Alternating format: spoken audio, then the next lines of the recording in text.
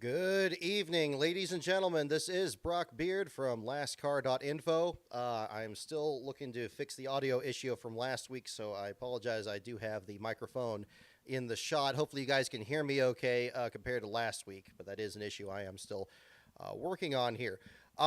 So I'm coming at you just after the conclusion of the All-Star race, which Ryan Blaney has now won twice. He had to do it twice in order to win, but that is only the very least of it in the particular case here. Um, yeah, well, we've got a lot. Well, I'll just go ahead and lead off here for those of you just joining up here. So it's going to be a pretty, I think it's going to have no shortage of stuff to talk about from the show tonight. As per usual, we're going to be talking about the Cup Series race, so just the All-Star race and the Open.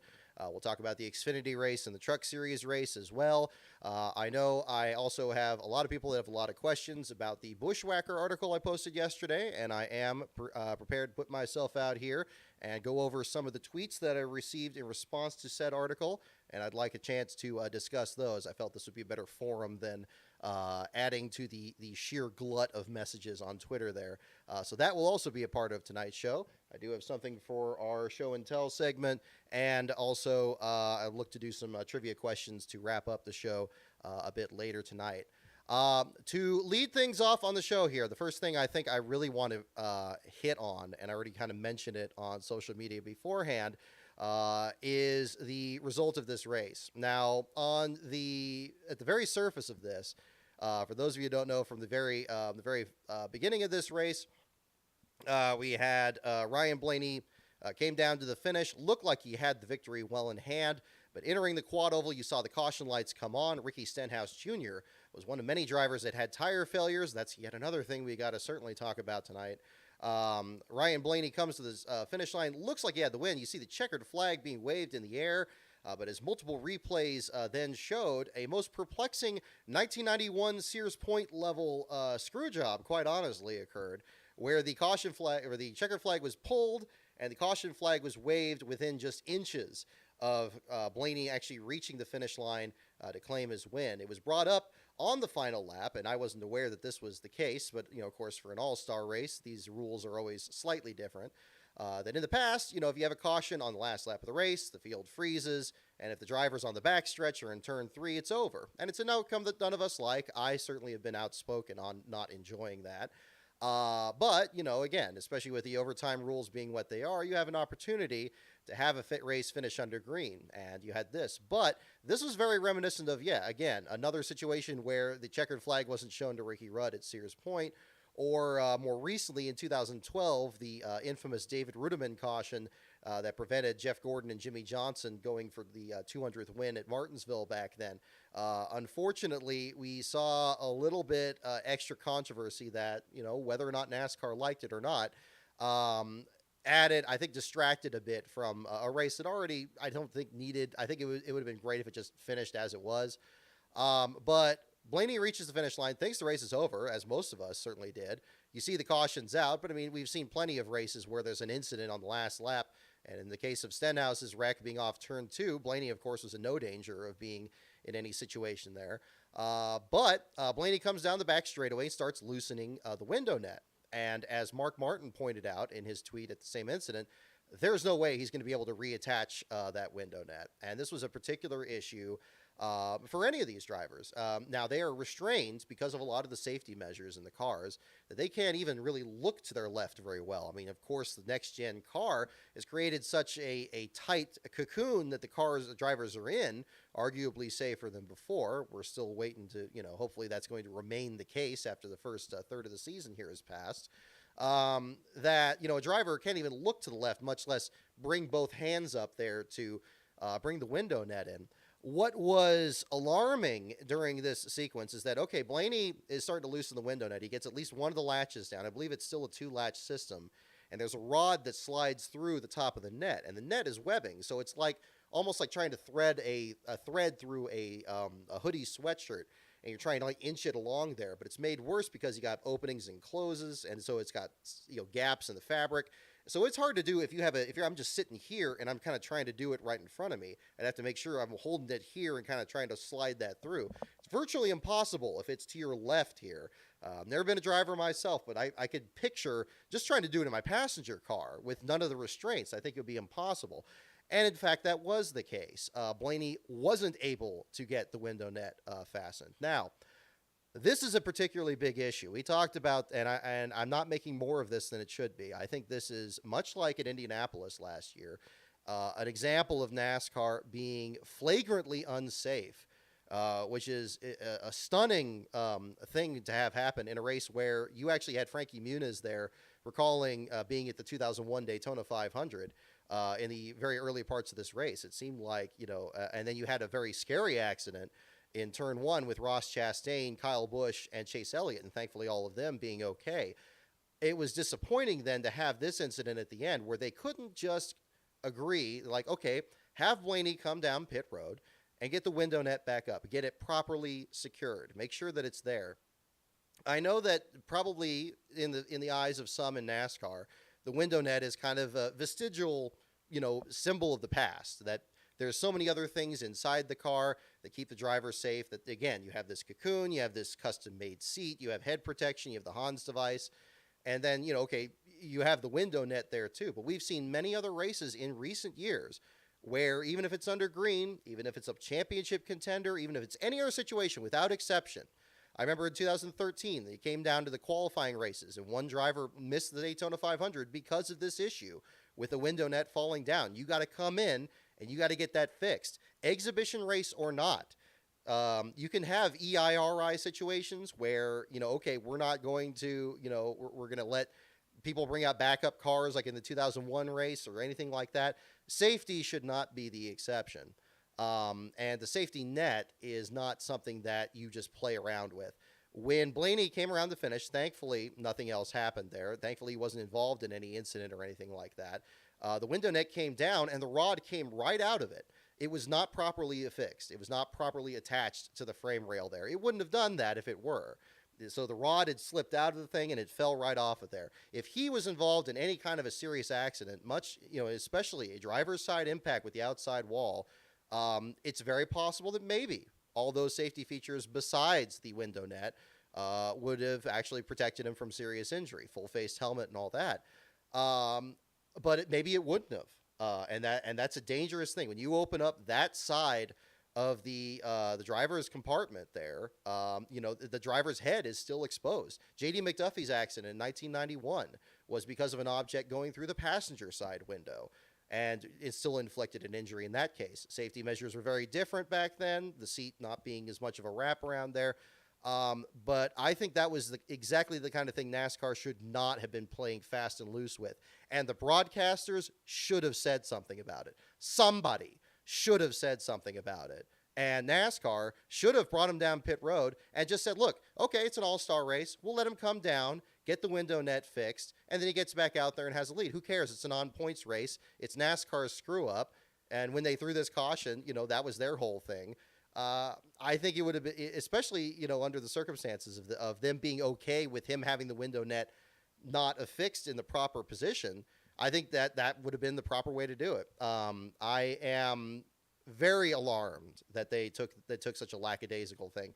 And again, it's not, maybe it would have been okay, if he was involved in an accident, but we're talking a green-white checker finish in an all-star race that has already had one serious accident already. You can have, there were 13 cars on the lead lap when Dale Earnhardt had his accident in 2001. There were more cars than that running at the finish of this race.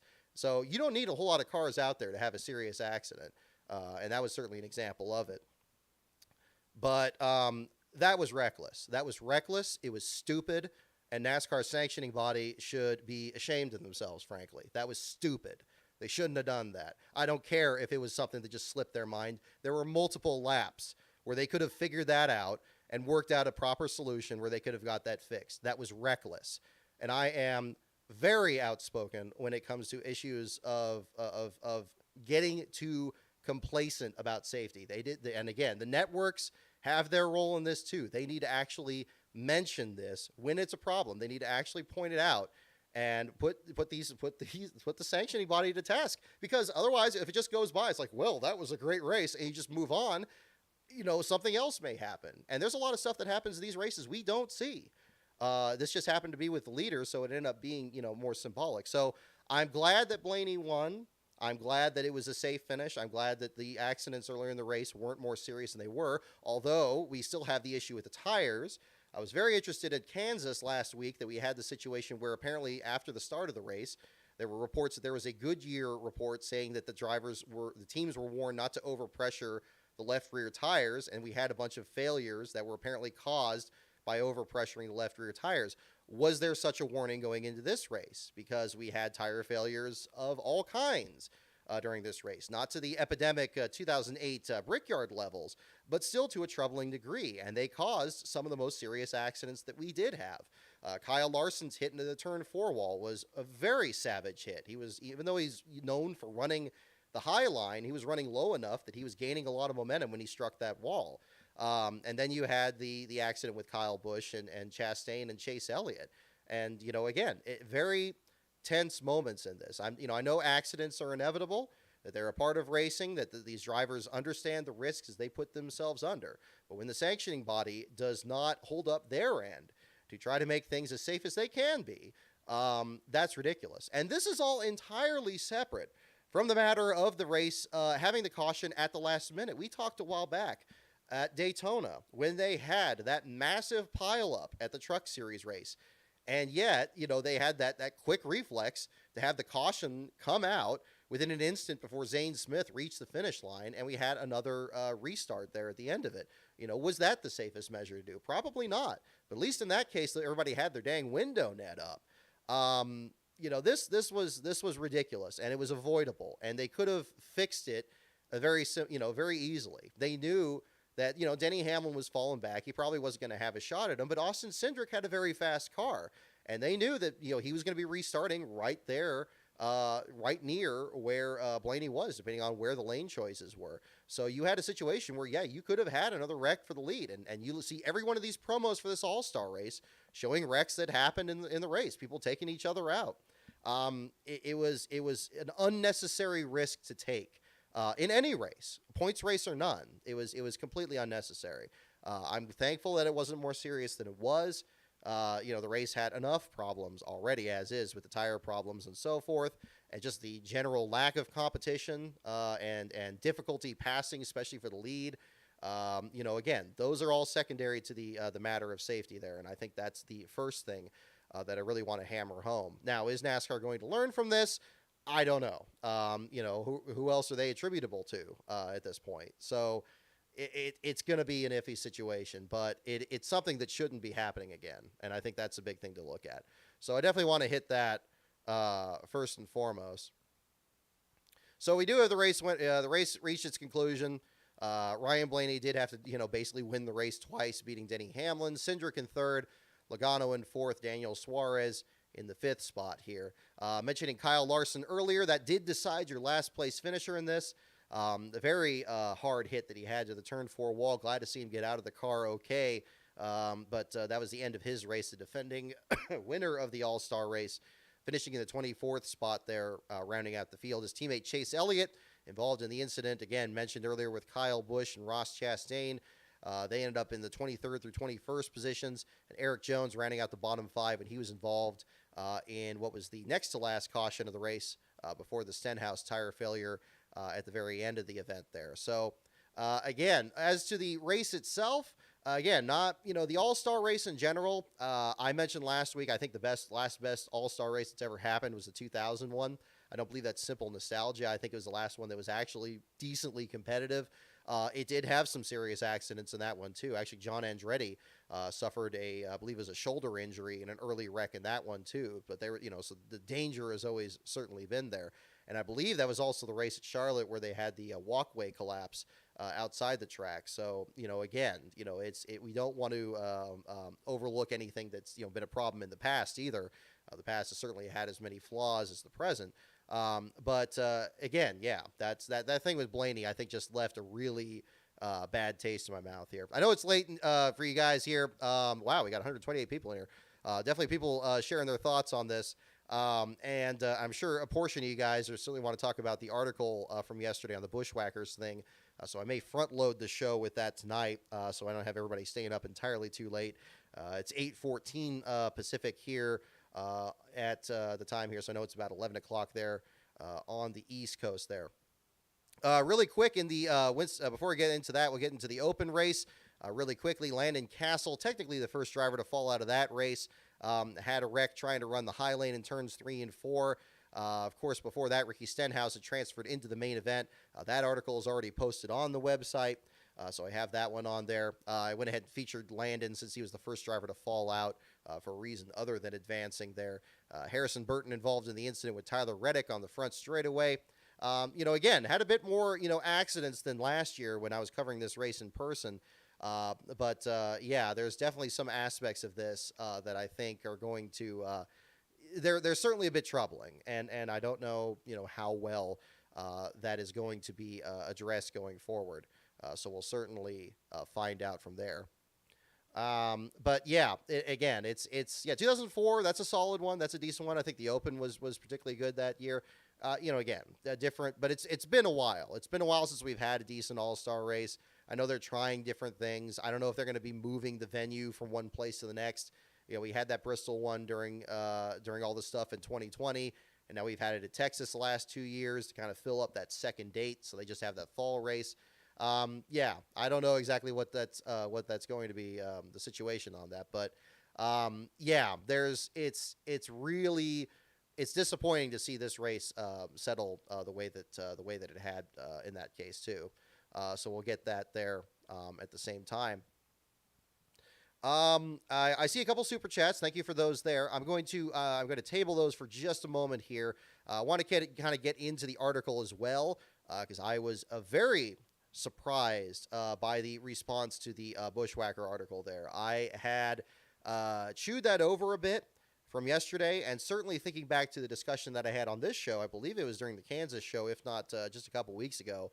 And I was like, okay, well, look, we had this race in the Xfinity race where Tyler Reddick wins for Big Machine Racing, and he's right ahead of William Byron for that expansion 88 car team. Now, in that one, we did have a lot of accidents to put those two drivers in contention, and, there's a lot of things that had to happen for them to be up there. The fact remains that they were still in there, and I couldn't help but think, I was kind of thinking back to the same things talking about on the show last time, and I'm like, okay, well, look, I don't want this to be a big part of the show, so I'm going to go ahead and write an article about it. And, oh my goodness, there was quite a bit of a response to that. Still getting some of these in here. First and foremost, I don't want to go in here and say and try to explain the article entirely itself. It's out there, and people are going to come to whatever conclusions they want, one way or the other. And I know people have very strong opinions about this. But at the same time, I'm not going to shy away from a subject just because I have a stance on it that maybe is not the same as others that maybe are more knowledgeable on the subject or have a very passionate disagreement on it. And I can't shy away from that. I really need to become more comfortable with that. So everybody in this show, and at least a lot of the regulars in here, know that the Bushwhacker concept is something I am I hold very strong opinions on. Enough to write multiple articles on it and talk about it on a lot of these shows and binge your guys' ears for, a bit too long on that. So I guess in that sense, I am kind of explaining the article a bit. But again, and I definitely took notice where I think the first response to it was from Brad Perez. And again, I got no problem with Brad Perez. I have zero problem agreeing to disagree with him on it. He believed it was a cold take. And I get that, and I appreciate him and our own Ben Schneider from the Last Card Info site having a very good discussion about it. I thought of joining into it, but I felt like kind of backing off it because I didn't want to have too many cooks in the kitchen, and things on Twitter tend to spiral out of control quite quickly. So I do applaud him for being very clear on his stance onto the issue and keeping the discussion respectful. I am somewhat disappointed that there were some people that were not as respectful in the discussion.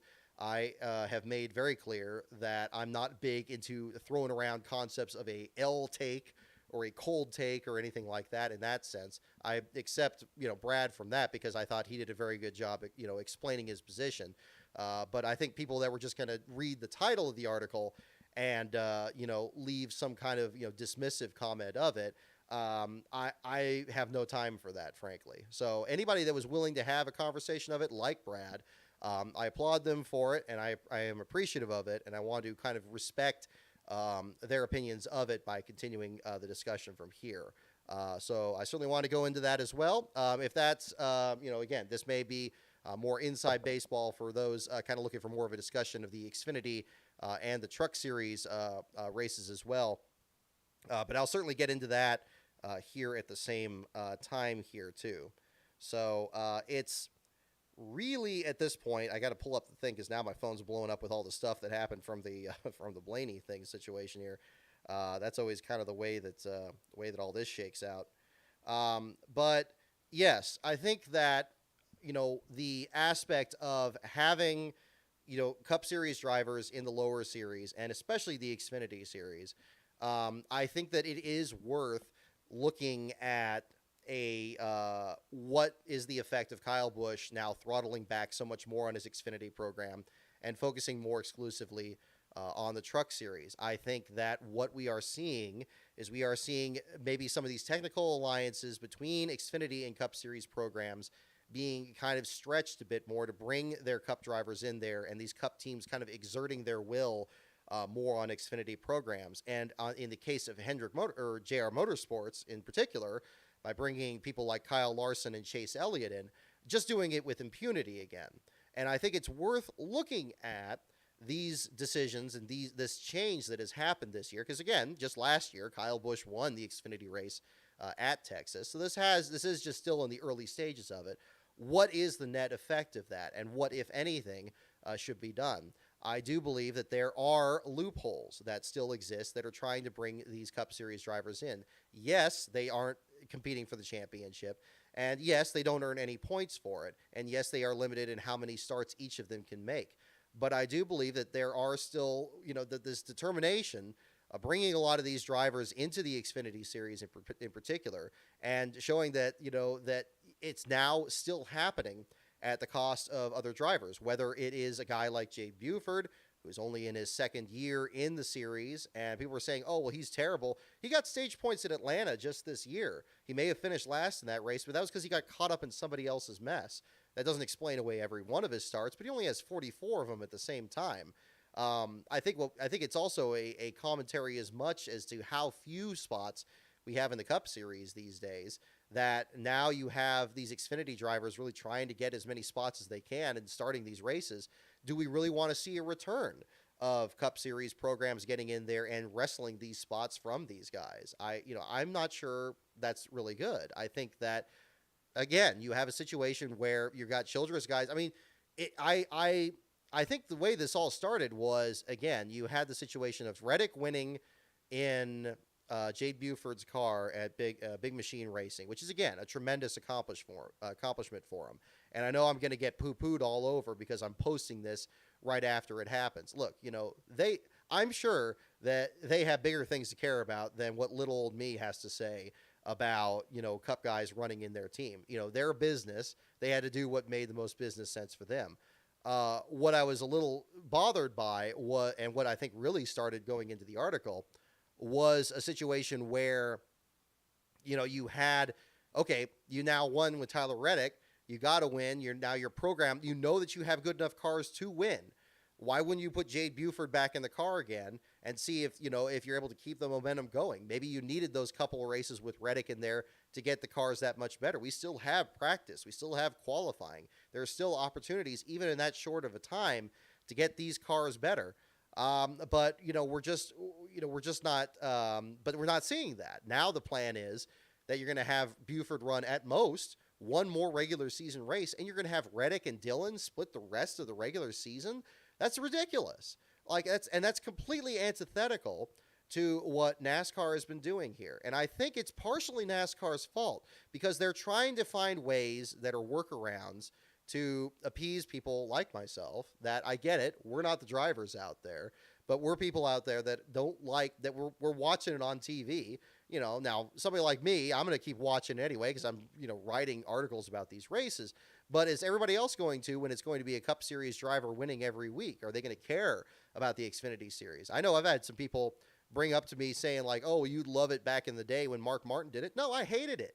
I hated it back then. I thought it was terrible. I thought back then the Busch Series was just the Cup Series with worse paint schemes, and I wasn't a big fan of it. And no, I didn't like when those guys did it. So I've never been a big fan of having these having the Cup Series regulars in that division at all either. And I think that's kind of another part of it. But I got to make sure, looking into all of this here at the same time, again, to kind of bring this full circle at the same time.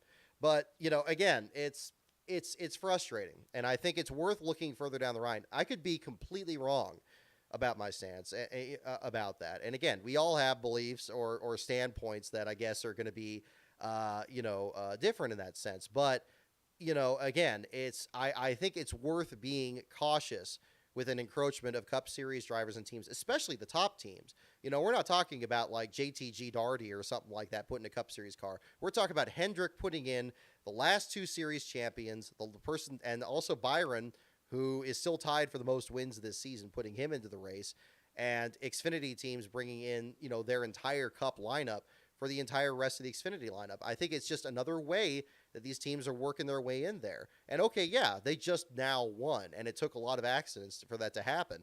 But who's to say they don't just go off on a tear and start pulling off a Kyle Larson-like rally, the rest of this year?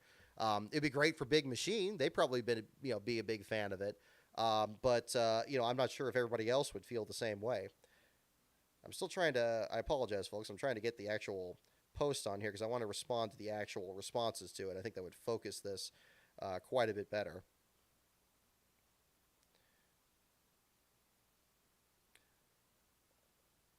So, let's see here. Okay. So I don't want to read the actual the names of the posters, but I do want to read some of these comments here at the same time. So again, here I'm going to go ahead and go off on that. One of the responses to the article, and I think, and again, one other thing I want to applaud too is that a lot of people actually did read the article. Looking at the hits, I think a lot of people read the article there. So I think some people were responding to the headline, which I know is very blunt, but that is the theme of the article. That's what it come to the conclusion. So I don't feel that's an inaccurate view of it there. But I sense there are some people who are like, oh, didn't read it. I don't know, but that's a whole different thing. One of these here, I think they already have a good amount of restriction on bushwhacking. As an Xfinity race watching regular, I think the Cup guys in the series make the young guys race harder. Same goes for trucks. Also, it's really funny when Kyle gets beat in a truck. Again, I know that there's a lot of lower division drivers that like the Cup Series guys being out there. I know that they're looking for a measuring stick to compete against each other. The problem I have with that is the way that they're going about it. I don't believe that they're going to learn more about that by bringing the Cup Series guys down. I think the process should be moving up. I think one driver that is handling this very well is Noah Gragson, who is now driven for 2 different teams and getting some Cup rides with the Kaulig racing team and with Beard Motorsports. And he's now had a few races where he's been able to not only run against the Cup Series drivers, but in their cars. That's where they learn. That's where the trajectory needs to be had. And part of that problem is, again, the charter system. It goes back to another thing that I am very passionate about. There are a limited number of spots for no good reason. There are a limited number of quality rides for no good reason. If you had a larger field allowing for more cars, I think that you would have a very good situation where you could bring a lot of these other competitors in there. I think there's no problem with having a driver that's in the Truck Series or the Xfinity Series competing against the Cup drivers. I think the way you go about that is you race in Cup. And I think that that would help the Cup Series have stronger fields. I think you have more races in Cup than any other series. They have more races, 36 races than the Xfinity or the Truck Series. I know people have problems with newcomers coming into the Cup Series. I know Dylan Lupton has unfortunately, I think, gotten a lot of undeserved flack for the flat tire that he had in Carl Edwards' last race at Homestead. I think it was, again, much like tonight, NASCAR's response to it, not the actual caution. But whenever I see a comment like this, that's why I always think, like, why do we have to treat getting down into the Busch Series as the way for these guys to improve. And I think that it is possible for these guys to get Cup rides. I think we're on the verge of getting other Cup teams in there, but maybe they can't find the talent to get cars out there. And at the same time, these cars are now spec. So you really have no excuse to not go out there and try to get a car out there. I mean, if somebody, you want to talk about somebody that, you're going to have a bunch of rich kids that are in the lower divisions, okay, but what if you have a situation like that where they're able to like afford to put a Cup Series car out there? And what if, maybe the driver flames out, but you still have a team out there that could be open to other drivers? I'm thinking like with Jesse Iwuji's team and what they've been able to do with Kyle Weatherman in the Xfinity Series. Who's to say that can't happen in the Cup Series? See, again, the problem is, and I think the reason that we are seeing this, and again, it's the logjam. The logjam is at the Xfinity Series. You need to have more openings for Xfinity guys to go up, and you're not going to get that by putting more Cup Series guys in there. You're just not. So I that's where I have the point on that. Here's another comment. Honestly, I have zero issues with teams like SS Greenlight and Big Machine wanting to improve their teams. If it takes having guys like Reddick and Custer in their car through an alliance with a Cup Series team, then so be it. Okay, now again, there's on the surface, I would ordinarily have no problem with this because it doesn't happen all the time. The issue with SS Greenlight racing back at Fontana earlier this year was just a one-off for Cole Custer in there. They had the Production Alliance Group sponsorship. I believe it was tied in with the Xfinity race sponsor, and they won the race. And it's certainly great for the team owners. They're happy to actually have a victory out there, certainly. And I know that Scott Borchetta over at the Big Machine team feels the exact same way, having Tyler Reddick in the car or anybody else. But I think there also is the issue of what is sporting.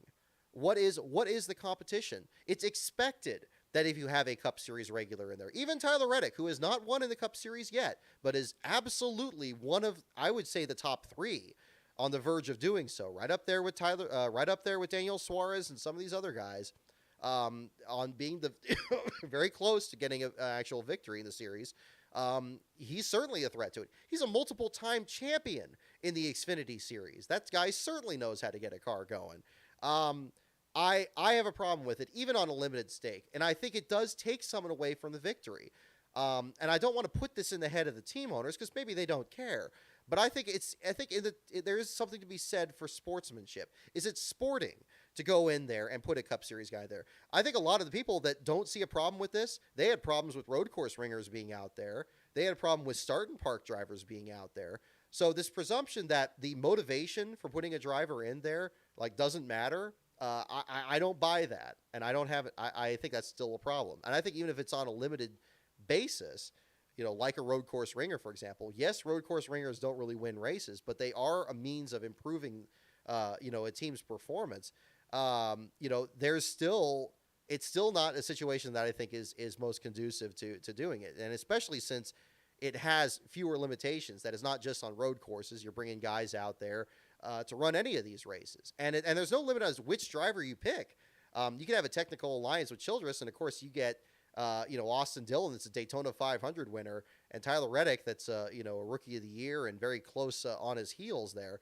That's just not fair. I don't think it's fair. I think it's actually worse than the road course ringers, because again, the road course ringers often have to make the adjustment to the cars. In this one, you can't even use that excuse. So there's that one too. Let's see.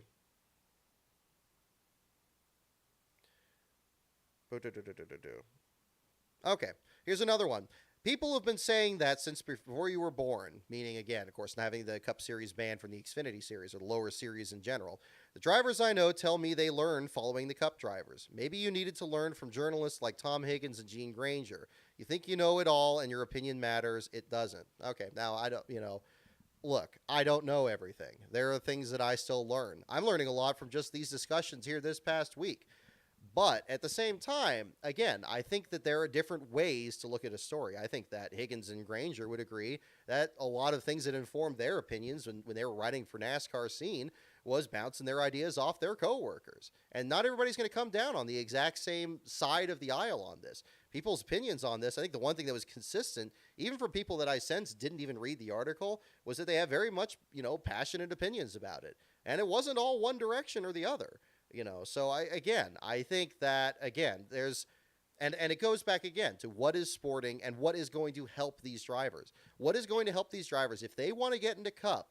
I really do think that we need to just change the mentality. The mentality should be getting to Cup. And Cup Series needs to be opened up more to allow for more drivers to get up there. It'd be great if you had more teams out there, but perhaps one contributing reason that we haven't been able to have an open team become consistently successful outside of like Beard Motorsports or even the New York Racing Team is because they don't have.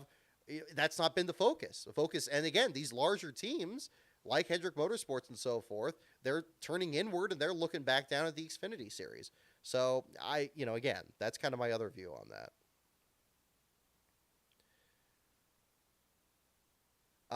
This has also been a common perspective here, and this one here saying, I feel we're fine with what we got now. The 5 race limit is the right balance between Xfinity guys having a fair shot and getting a chance to show how they do against the Cup guys. I could understand if the Cup guys have just destroyed everyone this year, but that's not been the case. Correct. My concern, again, is looking further down the track. These Cup teams are going to adjust. They're going to always find some kind of a workaround, one way or the other, to get the Cup guys in there. I think that much is clear. And I think, deep down, as I mentioned in the article, that now that Kyle Busch has, basically taken himself out of the equation for the Xfinity Series, I think the reason that we're seeing a lot more of this exertion to increase Richard Childress's backing into big machine racing and to bring out this just completely out of nowhere JR Motorsports thing with all the championship contenders in there is because they feel they can get these wins easily. I think they were, of course, very shocked when rain washed out qualifying and Chase Elliott couldn't start at Darlington. I think they're looking at this as just an open opportunity.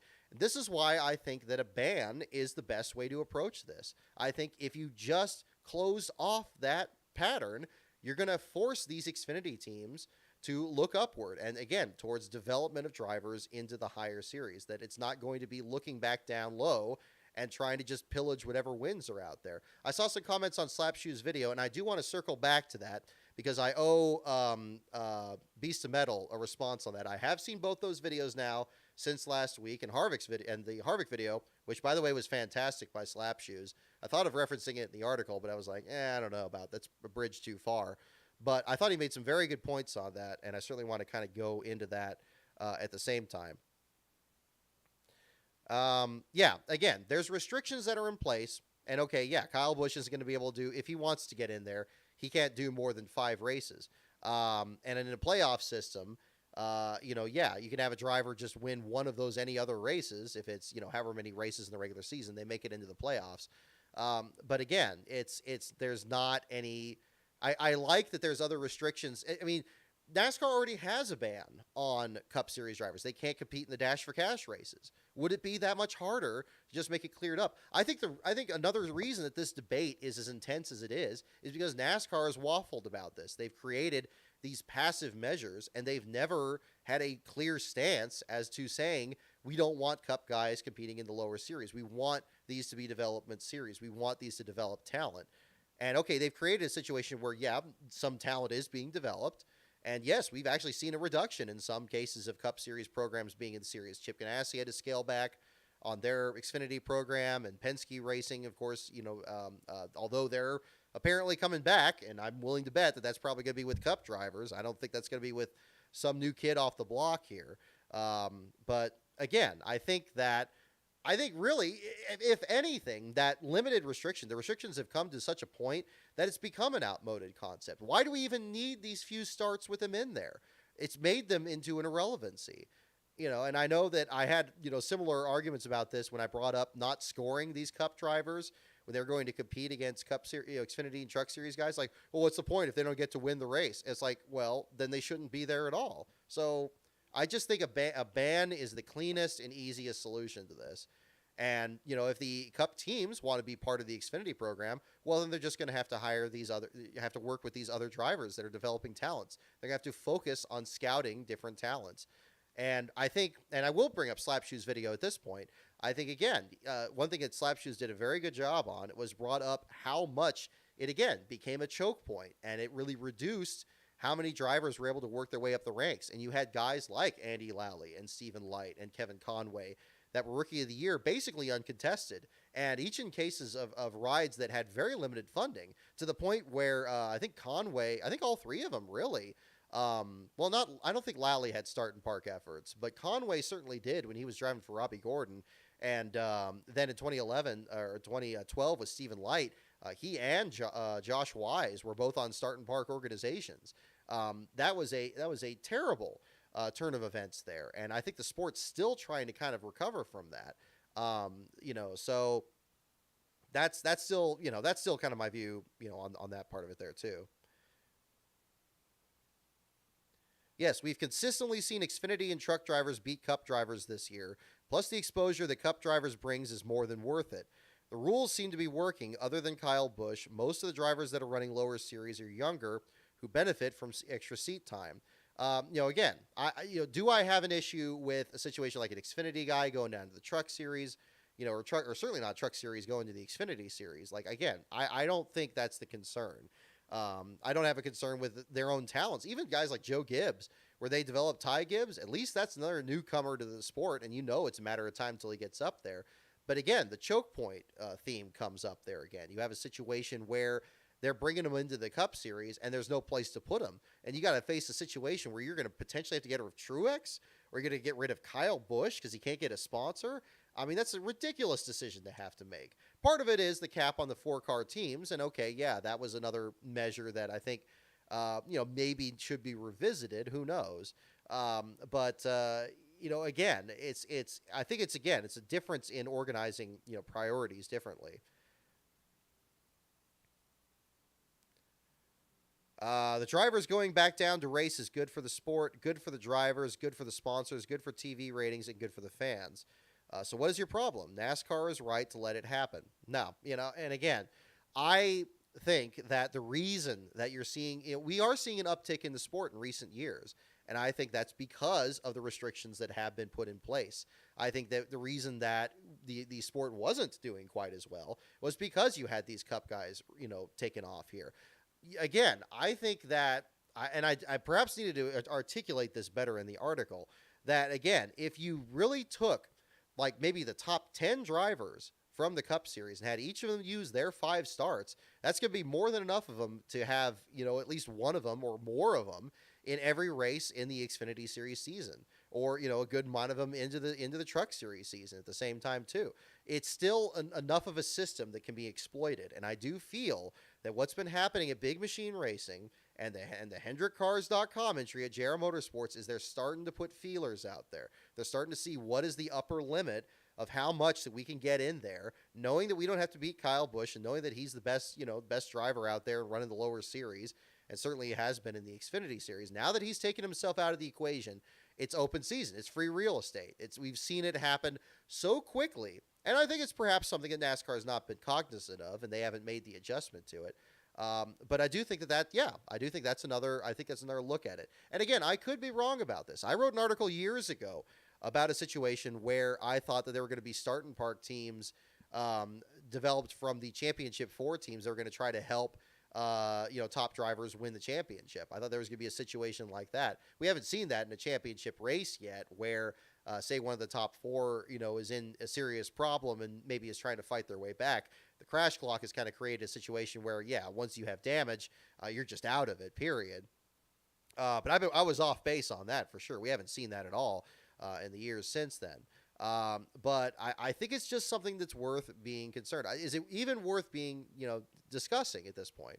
I still think it does. And again, I don't want to come off like taking any of this personally either, because I think people can disagree and still be okay. I mean, it's not, it's okay to disagree about things. I think that's where I don't like this whole, the aspect of like winning or losing in terms of like having a debate. I think that not everything has to be a presidential debate, people. I mean, look, so, but yeah, I'm still going to have my opinions. And again, right or wrong, I'm going to stand by it. And I'm not going to throw myself at, your feet and insult your intelligence and saying, oh no, I'm so sorry that I wrote something you disagreed with. Like, that's not going to do anybody any good. I stand by it. Right or wrong, that's my view of it. And again, I think it's engendered in generally a good discussion, a passionate discussion. But again, I think there's other ones to certainly look at. Again, here's another one. I agree when done by choice, but Reddick was directly asked to do it as a favor to see what the team needed to work on. Unfortunately, it's not a cut or dry yes or no. Again, the problem with I would have much less of a problem. I wouldn't have even started writing the article if the conclusion was after Reddick won this race, they're like, "Hey, the team's doing better now. Let's put Jade back in the car and see what happens." The fact that the decision was then, "Oh, we need to keep going. We need to have Cup guys in the rest of the year. We need to have, well, we're going to have Jade. We'll have him in Portland. Who cares? But we'll have Reddick and we're going to have Dylan. It's going to be great. We're going to dominate." It's like, no. That is a step backward. That is what I am concerned about. And I think, again, they're much like a lot of things that happen in NASCAR that aren't really in the sport's best interest. They're counting on apathy. They're counting on people just going along with it and saying, "Oh, it's not that big a deal." No, I think it's potentially could be. And if NASCAR is, I think, again, if NASCAR has done these past rule changes with an eye towards keeping Cup Series guys out of the lower series, then they should just, I think, again, I just put the onus on them. They should just make it an out-and-out ban, because doing it halfway, I don't think is satisfying anyone. I think that's one thing that's very clear by both my article and the discussion from it, is that people have very passionate opinions on both sides of it. So I don't think it's something that's been resolved. I don't think that it's something that's been solved. And I don't believe that, just because it seems like there's a lot of people that are on the side of just having guys in lower series, I don't believe that that's enough to justify keeping things exactly as they are. I think it's worth at least talking about. And I think that's where that certainly comes in. A lot of people, I'm seeing a lot of the comments on this, we're talking about, again, just being okay with the current restrictions. But I don't think that's, again, I don't think that ends the conversation. I certainly don't think it ends the conversation.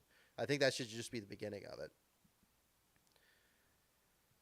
So Kyle Busch Motorsports packs up its truck team. Kyle Busch said he would if that happened, and I believe him. Well, you know what? I say NASCAR call his bluff on that. You know what?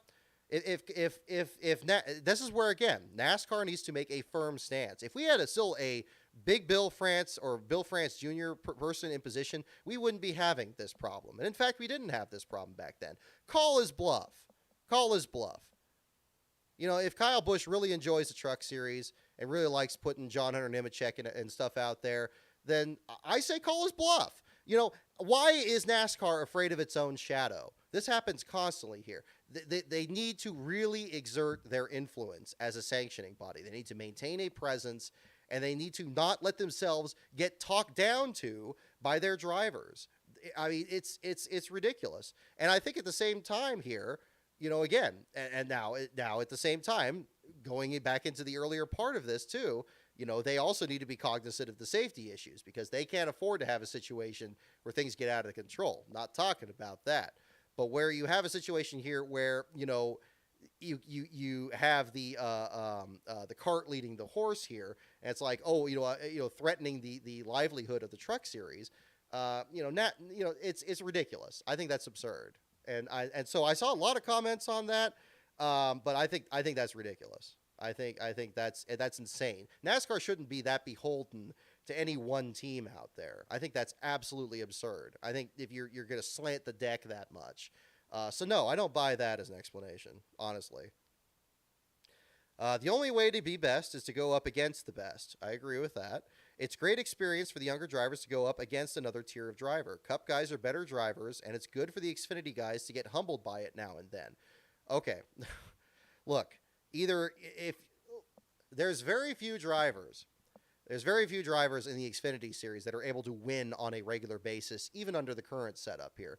Noah Gragson is doing a fantastic job. And again, I do believe that's because of him actually moving up and getting into the Cup series and ingratiating himself in the series as the sport has traditionally gone. But again, it's this bizarre strategy. What good is done by bringing a Cup Series guy down there? If you are running in 14th place and you don't have a chance at getting into the top 10. There's a lot of drivers that are in that position. Guys like JD Motorsports, guys like Alpha Prime Racing, other programs of that nature. If you're running in like 14th place out there, and then you get a Cup Series guy out there, and now you're running 15th place, how much more are you really learning? You know what? The guy comes around, blasts around you to put you a lap down, and now you're going to follow their groove. Well, you're not going to be able to do that because there's going to be in a faster car. They're going to just take off and leave you in the dust. What good is being done there? And especially since you're not competing against the Cup Series guys in Cup cars. You're not competing against them on equal ground. You're competing against Cup teams. Let's keep that in mind too. These teams have outgrown the Xfinity Series. They're now capable of putting together professional Cup Series teams that there's only so many of those around. So when they come back down there, that's not going to be a winning situation. And again, I'm not popping off here from the standpoint of somebody who has been in a position that's not been in a competitive athletic position where he's not been trounced under the heel of somebody else. Like, again, I think when I was competing against other teams from other schools, when I was in the rowing program back in college, I learned a lot more racing against other boats that were about our speed than when I did eating the wake of the A boat that was just blasting off ahead of me. I didn't learn anything from that. I just learned that it sucked to lose. And I like that Brad Perez touched on that too in his response. I thought he was right on the money about that. And that you take that as a motivator and you come back out there the next time and you're going to work that much harder to kick some ass. I think that's great. I think that's the right mentality, and I don't want to talk him out of it. What I'm saying is that don't overdrive your headlights. The competitors you have in the Xfinity Series, thanks to the fact that the Cup Series drivers aren't regulars, are absolutely capable of just putting a whooping on you already. Those are the guys you should already be beating, because those are the guys you need to beat to be one of the first guys that's going to have a chance at a Cup Series ride. You need to start beating them. You'll get to the Cup Series one of these days, and I'm sure Brad will, and I hope he does, because I think he's a good kid. But I think, again, but harness that. Harness that and say, okay, Noah Gragson or Brandon Jones or those guys, or say some rich kid is out there, because I know there's some drivers that have problems with that. Isn't that enough motivation? Why do you need even more motivation to beat some Cup Series guy, knowing that he's so much better than everybody else that even on any given Sunday, you're not going to be able to beat that guy? What's the possible motivation? Maybe it motivates the top few people in the series that are capable of winning once or a few times a year. You like Noah Gragson's, but again, those drivers were getting into the Cup Series. We saw this last year. Again, Noah Gragson with Beard Motorsports, Austin Cindric when he had the part-time expansion team for the Penske team. That is the way you do it. That's why you've seen Gragson be so successful. That's why you have Austin Cindric as a series champion and a Daytona 500 winner, is because they looked up, and that's the way it needs to go. So I don't buy that angle either. I'm sorry, I don't. And I see why people feel that way, but no, that's ridiculous, and I don't support that. They already put a stop to Cup drivers dominating the Xfinity Series. Remember when there used to be about 20 Cup drivers in a race? Naming them is just dumb. No, it doesn't have to be every week. Why does it even have to be every once in a while? Why do we have to treat this as a given? I don't agree with it being a given. Why? I don't agree that every eventuality requires Cup guys to be in the lower series. I think that's ridiculous. So no, I don't agree with that. And again, I'm seeing this also from other ones. It's okay. It's great, that we need to ban the Cup drivers now that Kyle Busch is. It's never been a Kyle Busch problem. I made that very clear in the article.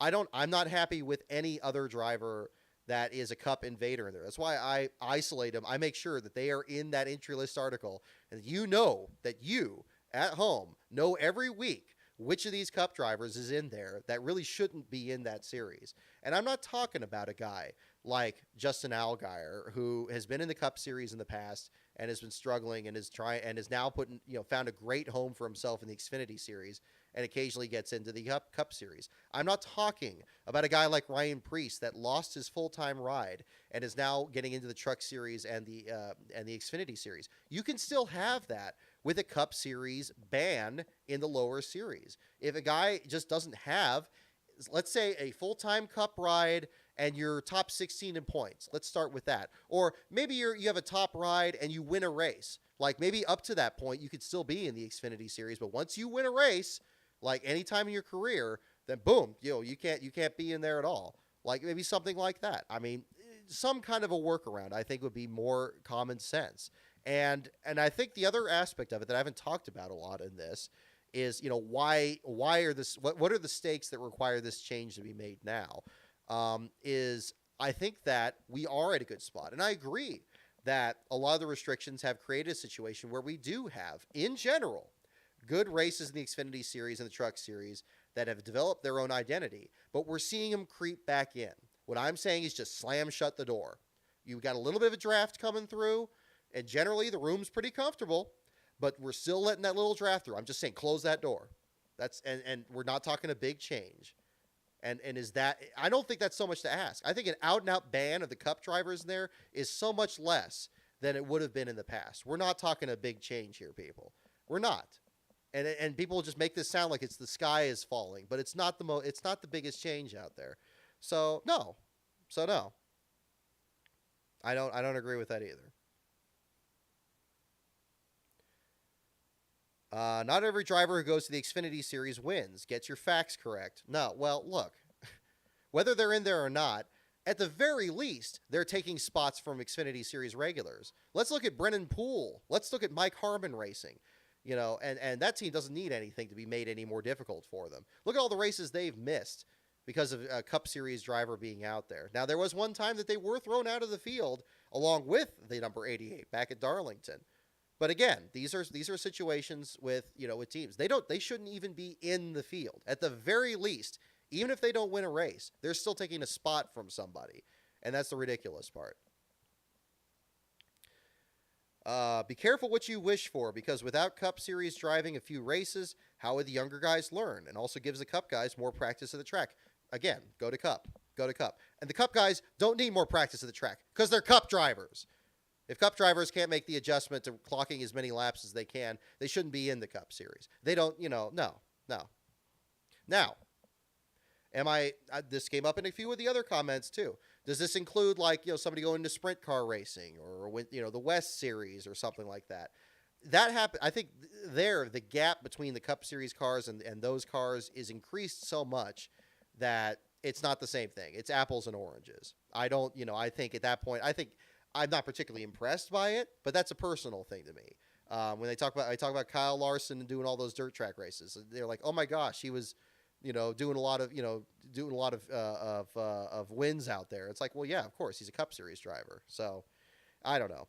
I'm not going to hit this too much longer because I'm getting down to the comments here that are just mostly like, will people still watch, or people that just wanted to drop their favorite letter in the chat there. But okay, that's not much more. So, yeah, I think that's about all I want to go on that. So if you guys have any other questions on that or any other points that I haven't hammered already and just beaten to death on this tonight, yeah, wow, we're already up to midnight on the East Coast. I think that's a good place to leave it. That's kind of where I am. I feel like I'm kind of going in circles on that a bit. But, yeah, so if you guys have any other questions on that, I'll certainly get into that too. But, yeah, that's where I am. But what I'm going to certainly hammer home here is, look, one thing that I really try to do, and I really try to endeavor to do with my writing is, look, I try to be as careful as I can with what I post. I try to be as careful as what I can with what I tweet. I've made mistakes there. Believe me, I know. But, I stand by things as best I can. And I stand by that article. I stand by it. People don't like it. Fine. I'm not going to write everything that everybody likes. I got videos I posted that people don't like. I know Until Lap 11 was a very controversial video, and I knew it was a controversial subject and even a controversial approach to it. That happens, and professionally, I can't shy away from that. If I have something that I feel very deeply about and I think warrants an opinion piece, which I don't do all that often, I'm going to do it. And if it's something I feel I need to talk about on this show, I'm going to do that too.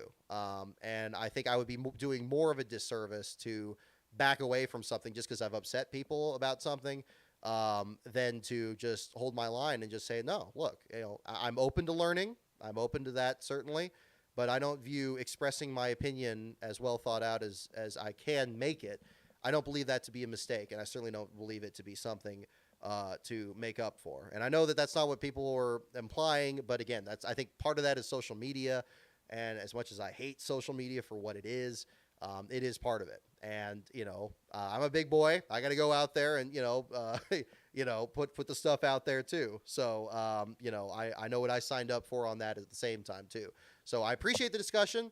And again, I want to make sure that people know that they can absolutely reach out to me on anything on that too. And I didn't want to seem like I was ducking responses to the social media posts on that by not tweeting to every single one, because there were way, way too many. But I think that there were some good points to bring up, and I'm glad there was a good discussion on it, and I'm glad we've had that on there tonight. And I don't want to make that the end of it either. If anybody else wants to bring up anything in the chat, or anybody wants to bring up, not even after this show or any other show, I certainly welcome that too. I think we have some great conversations in here. And those of you, I sense that we probably have some new viewers in here, because we have 108 viewers in here. And thank you so much, everyone, for tuning in. I definitely invite you to keep showing up here at the same time too. I know that I come off strongly on some of these responses here, but I'm going to defend my stance. I'm not going to just fold over on this, and that's going to be the situation. So, but I do appreciate it, because I think in general, as passionate as the discussion was, I do think that there was a lot of positives to glean from it, and at least at least understand where people stand on this, and hopefully the discussion does keep going, because I think it should. Much like anything else on this. Let me get back into the super chats here, because I don't want this to go too much further on this at the same time. I want to get into these. And I do apologize that these guys aren't still on the show here. I'm going to start with the older ones here. First one is Racing World TV. Thank you for your super chat here. Hi, Brock. I saw this on Twitter, but what would you think of an all-star race involving all three series with equal cars? Good question. I think I think that has the same spirit of bringing the lower division guys up to compete with the Cup Series guys on equal levels. Yeah, I think that could be fun. I think the All-Star race maybe should have the best of the best, and maybe you're onto something. Maybe that would be the opening to give these guys a chance to compete against I think that's a great idea. Actually, now I think it's a fantastic idea. Say that, if you can get these next-gen cars, you can churn them out, and everybody's capped at how many cars they can have, and you just buy another Lego set from another, place. Yeah, maybe that would be a great idea. Take the top guys in the Truck Series, top guys in the Xfinity Series. Again, a movement that moves people up. Everything should move people up. I think that was one of the greatest things. It was like you either had people that were satisfied with where they were, and you still kind of have that. You have guys like Matt Crafton that are going to be in the Truck Series forever, or Justin Allgaier is going to be in the Xfinity Series forever. Or guys that have retired out of it now, like Michael Annett. And then you have other people that are risers, that are clearly going to be Cup guys, just like Austin Cindric and Chase Briscoe were, and like Noah Gragson is. I am very excited to see what is going to happen when he gets into the Cup Series. And that's what you should feel. That's what you should feel more than anything. I think that's way more exciting than having some Cup guy get into, an Xfinity race and just spank the field. And also, let's not forget, they're not running like, the week-to-week equipment. They're running Cup equipment on those cars too. They're running the best of the best. And a lot of them run their own pit crews too. So it's not, again, that goes back to the earlier point about it being sporting. I've already hammered that. But I like your idea. I think that would be a good way to kind of revise it. The All-Star race definitely needs some kind of a revision. It's sad that we had a race here that had 24 cars in it, which is, I believe, tied for the second most in the race. You had like 27 cars. But just 16 cars in the open. I liked that the format was simple enough that it was just the race winners of those, but such a small field. Imagine if you had, a larger field of Cup guys and Xfinity guys and truck guys, and say, a Cup guy that you expected to be in there wasn't in there. I mean, I was gobsmacked enough that Eric Jones beat out Austin Dillon for the fan vote. I thought for sure when the 3 didn't get in, I was like, oh, 3, of course he'll be in. No. Stunned that Jones got in. I mean, relieved. I mean, it's unfortunate he had a rough race, but it was great to see him in it. Something like that. I think you might be onto something, Racing World. I think you have a great idea. And if you're not in here still, I hope you check back to this video so you can see my response to that, because I think I think it's a fun idea. I mean, hell, anything's open at this point. So that's another one to look at. Joe Tremonte, thank you for your super chat. My goodness. First race in person with my son. The guy next to me went on for 27 minutes straight, talked about his hatred for Joey Logano. I know guys who lost everything in the divorce that hated their ex-wife less than they hated Joey. Well, I'm sorry you had to hear that, man, and I'm sorry you had to come into the show and listen to me ramble on about bushwhackers that much more. I'm sure that was. I'm sure you've had a full evening already. But I do appreciate your super chat. Absolutely. I hope you had a great time at the race. I know Last Bro and I had a blast at it last year. I'm glad that you went to the one that had much better weather, because it was very hot, and I still have to thank the folks over at the Front Row Motorsports hauler team there for helping me stay hydrated on pit road during the truck race, because that was, I believe Dave Moody said it was hotter than hell's doorknob last year. But it was a great venue. I think it's unfortunate with Texas. I know that it doesn't put on the best racing. I know a lot of changes have happened that have not made it the best. I know that people are questioning why it's the All-Star race, and it probably should rotate now that they've kind of, opened that up now. But yeah, the hatred for Joey Logano is still surprising. I think I didn't really realize that till I saw Emp Lemon's video, but he made a very persuasive case on it. That's kind of snuck up on me, because I'm always still used to people just not liking Kyle Busch or not liking Kevin Harvick. I think, I always think back to the All-Star race at Bristol we had a couple years ago, and how the top 5 drivers were all booed. That people were booing Kez. It's like, Keselowski, boo. Logano, boo. Harvick, boo. Like, nobody seems to like anybody. But I hope you had a good time at the race, though. It's unfortunate it ended up being a bit controversial there at the finish. But sometimes, I guess when you see things live, that'll be it too. But I hope you and your son had a great time. I really do appreciate the super chat and the support. Yeah, gosh, is it I don't know if it's the first race you've been to, but I mean, hopefully you and your son go to many more races to come. I think that's fantastic. I think that's important to bring the sport to the next generation and keep them involved, and bring as many people into as possible. Again, I think that's fantastic. So good for you, man. Good for you, Joe. Ryan Moore, thank you for your super chat. I think NASCAR tried hard to keep the All-Star race alive. Tried too hard to keep the All-Star race alive. You don't fabricate classic moments like 1987, 1992, or 2000. They write themselves. Absolutely. And you have a very good point here. I think the problem with the All-Star race, more than anything, is juggling the fact that you have more gimmicks in this race than anything else, because it's an on-points race, and you can just do whatever you want. So you can have the lineup set by numbers, or like a Plinko board, or whatever other completely asinine system they have. I mean, any system there. You have all these contrivances, all these gimmicks, and yet you still want to have a genuine moment like those 3 races you meant. In just one instant, you want to create a situation where you have the best drivers in the world going against each other and fighting it out and just having the best run that they can. You can't stage that in a points race. So how on earth are you going to stage it in a race that's much shorter with all these gimmicks, where the drivers, to the point where even last year, I don't think the drivers even knew what happened with the format. I played it completely by ear. I gave up trying to follow what the rules were. That's why you didn't see any of my tweets from that weekend break down like, oh boy, he finished 4th. That means he's going to win the inversion. He's going to be up here. I'll leave that to Pockrass, because he does a great job already with that. I leave that to those guys there. So, yeah, I think the All-Star race, it needs a revision. I like Racing World TV's idea to kind of bring the other series into it. Maybe then have it be its own weekend, where it's not the Xfinity Series and the Truck Series. You can have everybody be involved. Maybe then bring it back to Charlotte, so you're back to where all the teams are. I don't think Charlotte puts on necessarily much better racing than Texas. I'm hopeful that the 600 in a couple weeks is going to be good, although I think the 4 100-lap stages screw up that race, because you don't have potential like 200-lap runs and endurance and all that.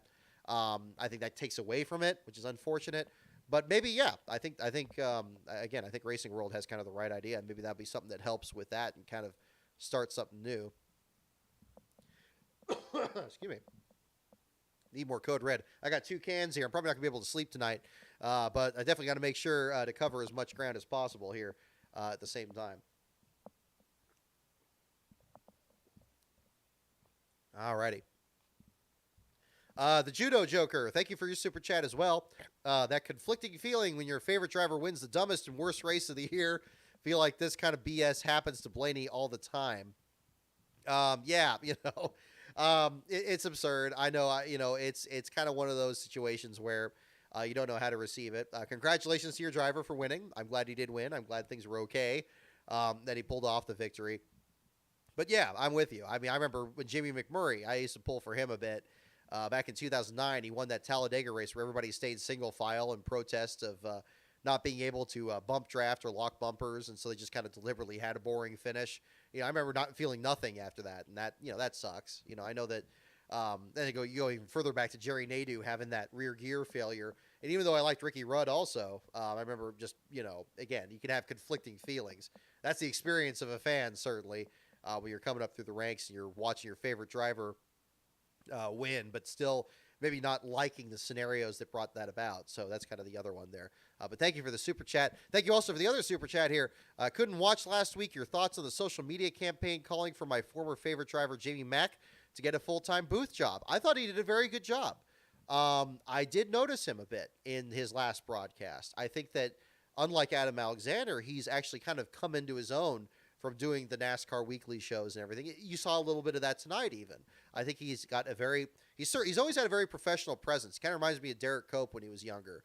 Has good mannerisms and I like that he kind of put Clint Boyer to task about winning the All-Star race before. He's got a good sense of humor too. I mentioned Jamie McMurray. Actually, I mentioned McMurray a second ago too.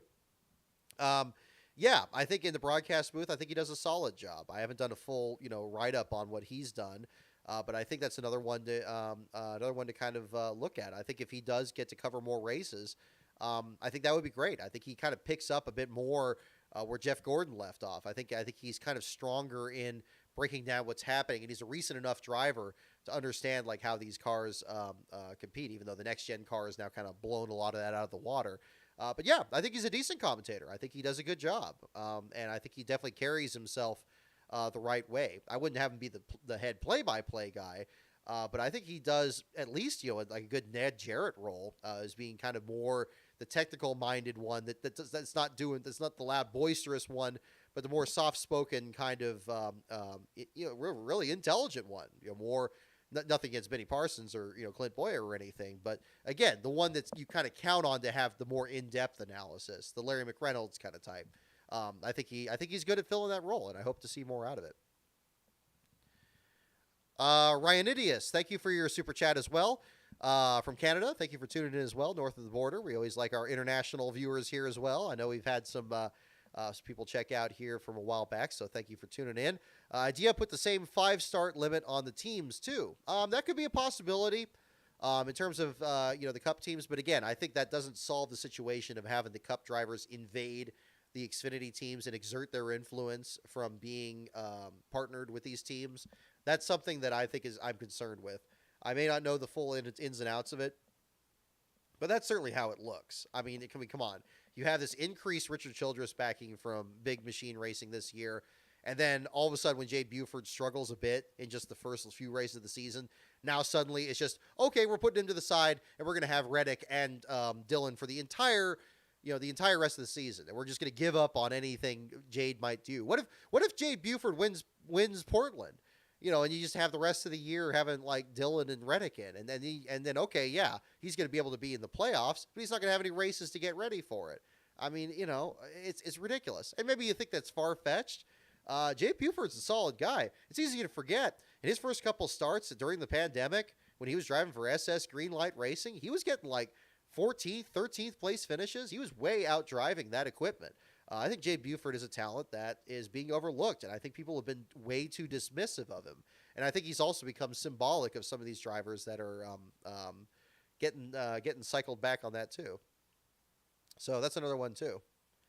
But thank you for the super chat. I think you have the right idea. I think that maybe that's another step to get there. But I think if NASCAR is going to do any other steps, it would just be ridiculous at this point. I think the best way to do it is to just say, look, we're just banning them, period. And that's just the end of it. And it's not that much of a difference. It really isn't. We're talking one step. We're not jumping 6 rungs up the ladder here, folks. We're talking taking that last inevitable step up the ladder, and that's it. And I saw a comment once that actually kind of made me think too, where it said like, oh, NASCAR should have a difference from stick and ball sports, where of course stick and ball sports, and I know Ben Schneider pointed this out in his article, and I thought it was a fitting comparison. They don't need to be in there. They don't need to have a top competitor competing in a lower series. Would you want LeBron James competing in a high school basketball game? It's like, okay, well, yeah, kids would probably love to meet LeBron James. They probably hate the fact that it would count for their, count against them, and they'd lost to him by, however many ridiculous points. I don't know enough about basketball to accurately give you a spread, but that would be the other thing to look at too. No, I don't think it works.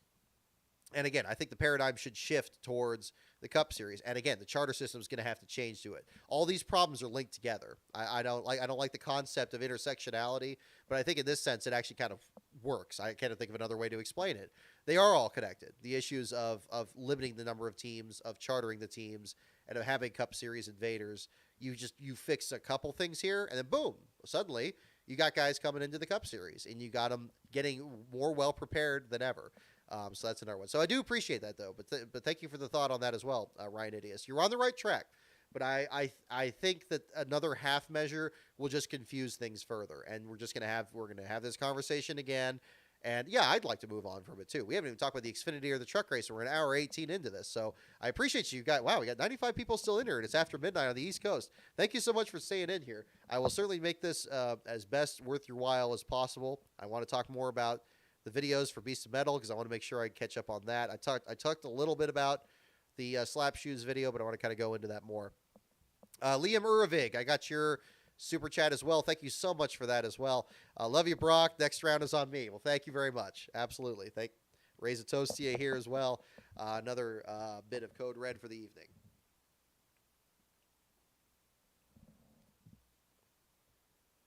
Alrighty. Well, thank you so much. Alrighty. Kind of going through some of the other comments here as well. I want to kind of review these more. I'll probably end up reviewing these more after the show, but I appreciate the good discussions on here at the same. Why not just ban the past Xfinity champions? I mean, that's another one, Willie B. That's another good thought as well. Yeah, the Jesse Iwuji is a cool guy and all, but he needs to focus on being a car owner in full-time addition to his military service. Absolutely agree. I'm glad they had Weatherman in the car. It turned out it was because of a military obligation that Jesse had. It wasn't something to make sure they got in the show, although that was a net effect of it. But I think it would be a great idea to keep Weatherman in that car. I think that's a really good kid. I think both those guys, and again, these are the kind of drivers that are the salt of the earth ones. They're still out there, folks. They're not all rich kids. They're not all drivers that people don't like. And I don't want to name names because everybody out there I know is already thinking of a couple. But those guys had to go through the gauntlet of working at Mike Harmon's team. They had some great runs in 2020. I think they were one of the least covered stories of that pandemic season. I thought they had some great runs during that. And I think they're still great free agents that's kind of working their way up there. And Weatherman, I think Iwuji's team would be smart to keep him on there. I think he's a good kid. I think they need to lock that down.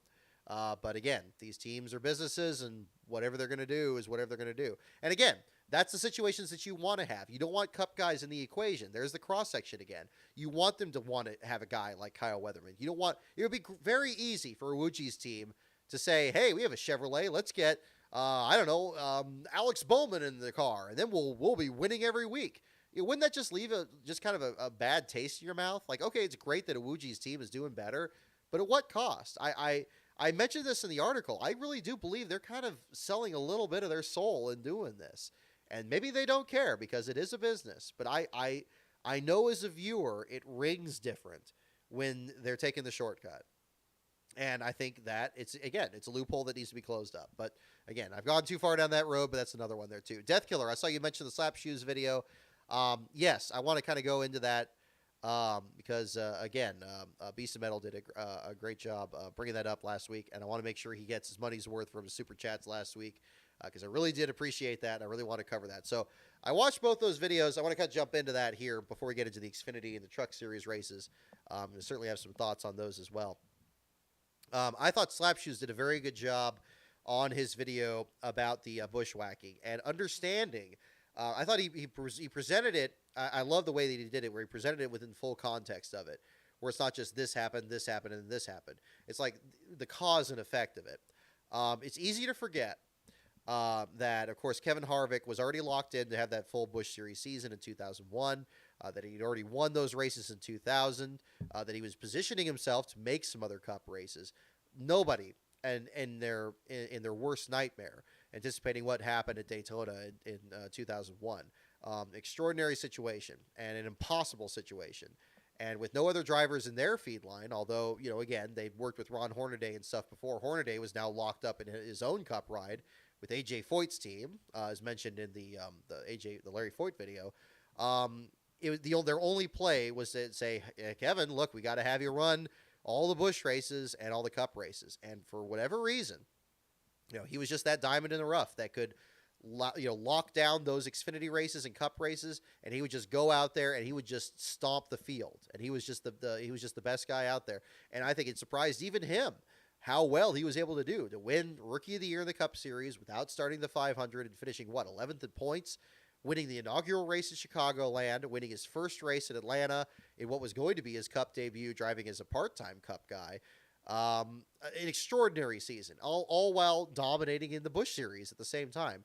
I think that definitely opened the floodgates, and Slap Shoes was very accurate in showing that all these other drivers and teams came in there and says, hey, this is like, it was like a land rush, and you had all these other guys come in there, Brad Keselowski and others, even before they became bigger names in the Cup Series, that just stomped the field. And then you just cut off so many drivers that were trying to develop in the early to mid 2000s that never got their chance in Cup, or if they did get their chance, they weren't entirely ready.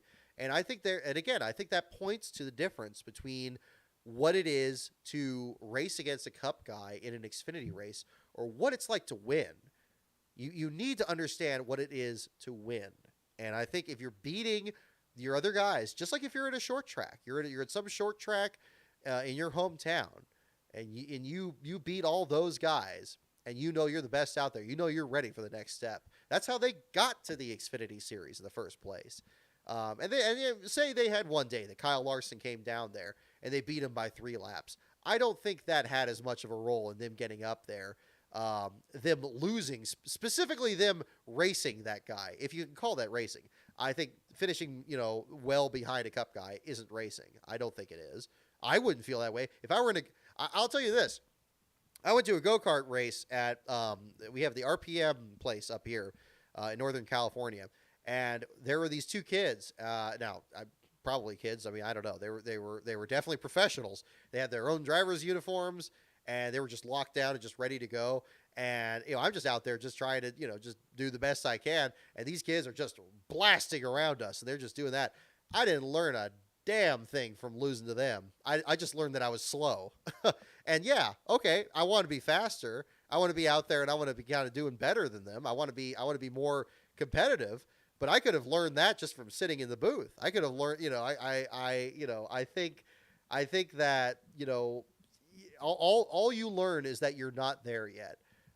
And okay, yeah, I mean, if you want, but does that have to be done multiple times? Does that have to be done multiple times a year? Does that need to be done 5 times a year? Or do you just learn it once and you're good?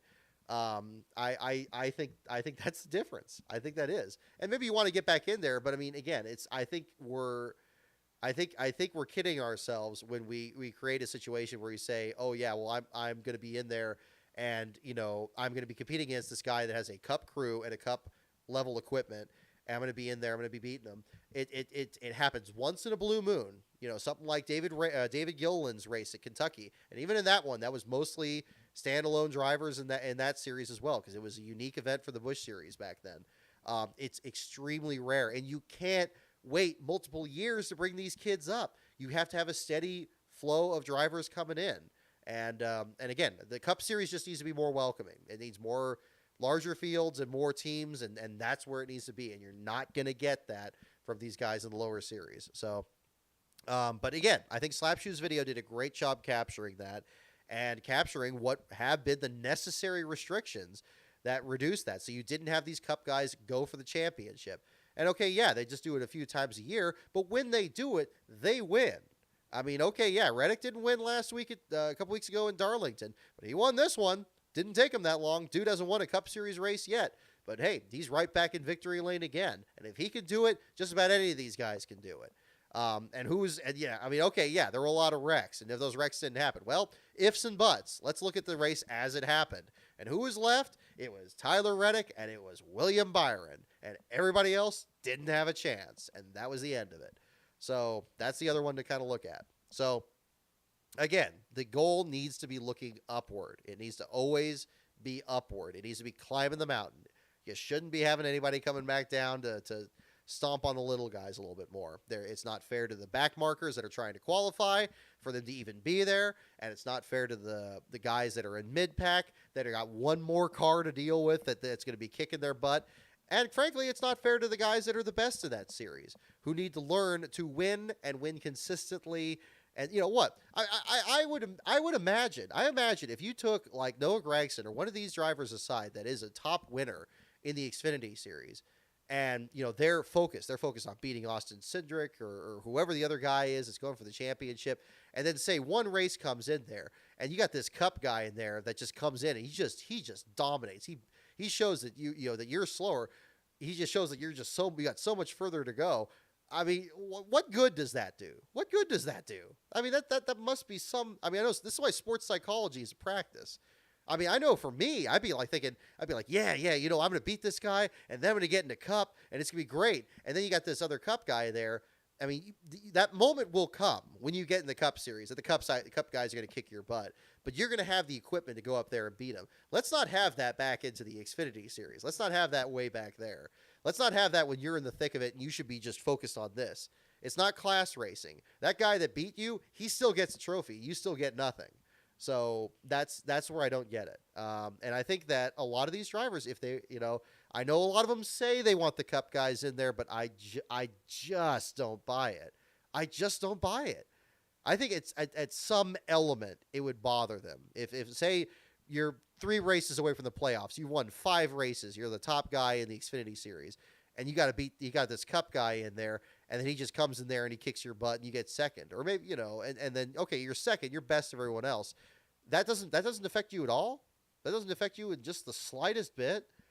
Like, I don't know. I mean, you know, they could just be better than me, and that, at least in the mental aspect. Certainly in driving, they are. I'm not professing to be that at all. But in terms of just the jealousy of it, or just the loss of momentum there, that would screw with me. That would screw with me a bit. I wouldn't want to face that right away. I could tell that the Cup guys are better than me. I could see them on TV doing that. So I don't know. We're already going too far down on that.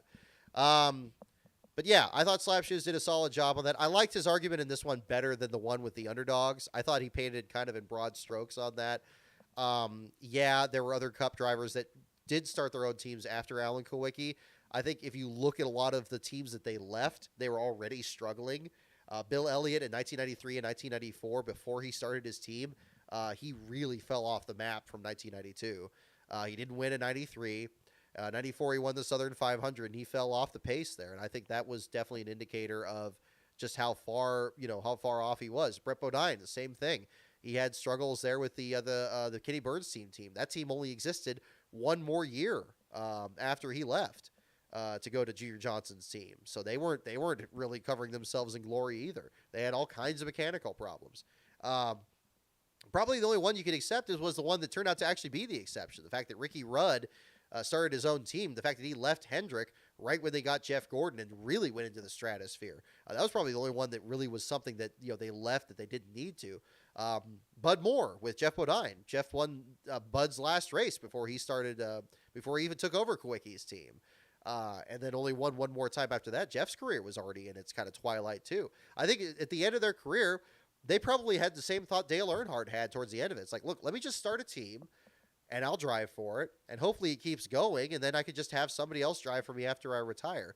Now, in cases like Bill Elliott and Ricky Rudd, that moment ended up coming up so much sooner because, you know, in the case of, I think both of them lost their sponsors to PPI Motorsports ultimately. Elliott got the deal with Evernham, of course, and Rudd to Yates, but it was a very different situation there that brought them back into it and kind of gave them a second chance. Very different from what happened with Brett Bodine or Jeff Bodine or anything like that. They just had their teams just kind of sold out from under them, and that was about the end of it, to the point where they were kind of helping each other out down the stretch. So, yeah, I mean, again, but I do think it was interesting. It was a good argument. I liked that one, but I think he did a better job with the video on that. Slap does a good job with that. You know, I think that, you know, everybody brings something different to the table in terms of which stories to cover. But that was interesting. So I definitely wanted to kind of get back on that comment there as well. What was the other video? I got it written down here. Let me get my notes. on this. Alrighty. Oh, Jonathan, I don't know if you're in the chat here. I just got your text, bud. Hopefully you're in the chat here tonight. We can definitely be part of the conversation here as well. Don't be a stranger there. I apologize if I missed you comments here earlier. Let me see. Here we go. Iceberg stage caution video. That was the other one he was asking about. Yes, I think that one, I particularly agree with Iceberg's message on that the stage cautions are ridiculous. First of all, yeah, they screw up the rhythm of road course races. We just talked about the 600 earlier and how they have these stage breaks. It ruins the endurance aspect of the 600. I think those are the two worst examples. But the length of the cautions, the amount of wasted time from the stage cautions, yeah, it seems like those actually drag on longer than cautions for cause. And I think I applaud what Iceberg did to kind of do the research there to show that there is a real difference. It really does feel like it drags. Tonight's race was like that too, with the just the cautions for the stages ending in this on top of the wrecks that we already had. This race felt like it went a lot longer, and of course now it's after midnight on the East Coast here, and so it's kind of the same thing. But yeah, I thought that was a different situation there. But yeah, I thought both videos were interesting. I thought they were they're definitely worth talking about. So thank you, Beast of Metal, for recommending that. And I hope you, if you're not in the chat tonight, I hope you get a chance to check this out. So I could definitely get your response there on those videos as well. On the subject of videos, this was, of course, a big week in terms of content back on the channel. One of the long-standing projects I've been hoping to catch back up on here at the same time. Thank you, Jonathan. Just saw your comment there as well. I had done a couple of videos this week. One of them that I've been working on for quite some time there was on Mike Potter. That just posted the latest of my driver series videos. Big thanks again to Brian Hallman, who contributed a lot of the very rare pictures that were in there. Brian has actually just today sent me over another batch of pictures for the Stanton Barrett video, which has now been another fantastic step in the direction of getting that one done. The big holdup on that one is I'm trying to still get the interview with Stanton to finish that one up. But Brian had some tremendous stuff there for that one, so I think that's going to be very exciting to get the Field Fillers series back going there again. In the meantime, I have also completed the rough draft of the script for a long video on the silly season between 2000 and 2001 in the Cup Series that is actually going to expand into Speed Weeks 2001. That video is not going to require interviews, but it is going to be a very long project. So I'm juggling that one too and trying to get that working. So we'll have more news on that.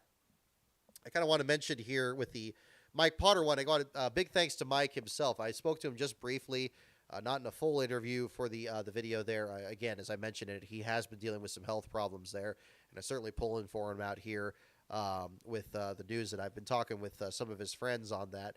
But his friends really came through with some great information there, and I think really helped that video be as detailed as it could. I thought his story of qualifying for the 1992 Daytona 500 in a car from 1983 was extraordinary. If you haven't seen the video, I definitely hope you guys check it out. It is posted on the channel and then listed under the videos that were on other drivers in this. I want to make sure I get the other names. I have people to thank on this. So again, Brian Hallman, certainly first and foremost with the pictures he contributed. Aaron Creed of the Super Cup Stock Car Series, he retweeted the video through the Super Cup page there as well. That's our series that Mike's been competing in. Really appreciate his help with it. Thomas Williams, had many conversations with Thomas presenting some information. He had some pictures he contributed as well to it. So big thanks to him. So he's been able to keep in touch with Mike on that. Jay Coker for sharing his pictures. He had some shots that Woody Delbridge took from his first start, 1979, as well as Dave Sports, who posted a video from Speed Weeks 1992. I used a lot of that in the video. I wanted to definitely make sure to thank him for use of that video there as well. I thought that really added to it, especially you get to see Potter's car rolling off pit road before that famous duel race there too. So if you hadn't checked that out, definitely make sure you check that out at the same time. The other video that came up here, we talked about Brett Bodine earlier. Big thanks to NASCAR Man for letting me on board there again for doing another one of his narrations for a video that broke up the controversy Brett Bodine winning that race at North Wilkesboro in 1990, what turned out to be his only Cup Series victory. He had a very comprehensive analysis that I thought I was very impressed with the graphics and tracking the laps and actually doing really, really great analysis. I thought that really showed what, the quality of what a historical video, especially on NASCAR, could be. I was very impressed with his work on that there too, and I was just happy to be a part of it. If you check out NASCAR Man History on YouTube, if you're not subscribed, shame on you. You should be. He does fantastic work on that, and that was his latest, posted this week. Those of you who are in the Patreon levels $1 and up, you get advance access to any video that I narrate for NASCAR Man before it posts. If you're in the $5 and up level, you get advance access to any video I make on my channel here, this one that you're watching currently, except for these streams. Of course, everybody can see these, but any produced video on my channel. And then the $10 level, I have bonus videos on there that you can't see anywhere else. And I'm looking to add more content to that level as well. If you're interested in that, if you forgive the plug, patreon.com/lastcaronbrock for more details. We had a couple people on the Patreon join this week that have been added on to the magnet that has now been ordered for the upcoming coverage at Sears Point next month. And so we have that ready to go for that one as well. So that'll be the different situation. They said no issues in post-race tech, Donnie Hodgins. I did not see that. I didn't know they were doing post-race tech for this. I'm glad there's no issues because I'd actually written the article and just about posted it already. So I'm glad I don't have to hopefully change anything on that.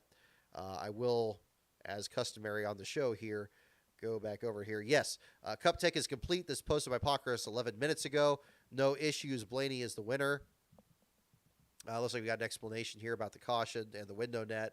But yeah, again, I think that's a bit of PR. I haven't listened to the clip yet, but I anticipate that window net was down and it was not safely secured. And again, I think more should be made of that. If more isn't made of that this week, well, there certainly should be. So we'll see what happens on that. Also mentioning North Wilkesboro, one thing that was very timely with NASCAR Man's video, although it was my fault, it took me a bit longer to actually get the recording done on that. It turned out to be the very same week after they had a press conference at the North Wilkesboro Speedway. They brought out Harry Gant and Richard Childress, brought out cars that Gant and Childress's driver Dale Earnhardt, of course, drove at the Wilkesboro track. The first race for Radial Tires, the car with the Monte Carlo body. I think it was one of the last races for the Monte Carlo that Childress ran before they went to the Lumina, if memory serves, too. Brought that to the track. Harry Gant, Mr. September there to kind of remember the track that nearly he won 5 races in a row at before losing to Earnhardt there in the closing stages with I believe it was like a 10-cent park broke on his car. Dropped him out of that event. Very good to see. Good to see more action at North Wilkesboro. Apparently they had a successful press event. Glad the weather was holding up. I know weather can be kind of unpredictable there if you watch some old races from that track, but that's kind of the case there too. Been a good few weeks here for some old school racing here at the same time. Tommy Crozier's car. Tommy Crozier was another driver that I featured on the website a while back, driving the number 65 car, and I'd featured him because there was so little information that could be found. I was able to dig up some information. I think Brian actually contributed some of his pictures of the car for that research, and now there's been even more attention to Tommy on Facebook as they've actually restored his Universal Seal number 65 car. You can check out his Facebook page. It's Crozier, Crozier is his last name. Some great pictures that were posted on there. I believe I retweeted some of them on Twitter a while back. I thought that was great. There's some good efforts there still with old school racing here at the same time. I've also heard on the J.D. McDuffie angle that the McDuffies, Linda McDuffie, is preparing to release more new releases of the J.D. McDuffie shirts, specifically the ones that Dale Jr. wore on his podcast, the ones with the blue car on the front, kind of the hand-drawn drawing there with the big J.D. McDuffie logo over the top. That is the next design that they're working with. Their latest post on their Facebook page indicated that they were going to be releasing those through Jam Screen Printing on June 1st. As soon as I have that information, I will retweet that on my Twitter account there so you can check that out. And if you want some J.D. McDuffie merch, you certainly have multiple options now. They're really kind of growing that, which is fantastic because they're still finishing up their funding for the upcoming J.D. McDuffie mural, which will be revealed at the downtown Sanford during Labor Day weekend this September. So that's going to be very exciting as well. I think that's going to be a different one to kind of look at too. I I don't remember if we talked about Kirk Shelmerdine or Herschel McGriff getting the Hall of Fame. I have some of my older notes here too, but I kind of want to, if I missed that, I definitely want to make sure to touch on that. Congratulations to Kirk Shelmerdine, the first member of the Field Fillers to get into the Hall of Fame. But of course, that's only one aspect of his career, the championship crew chief for Dale Earnhardt.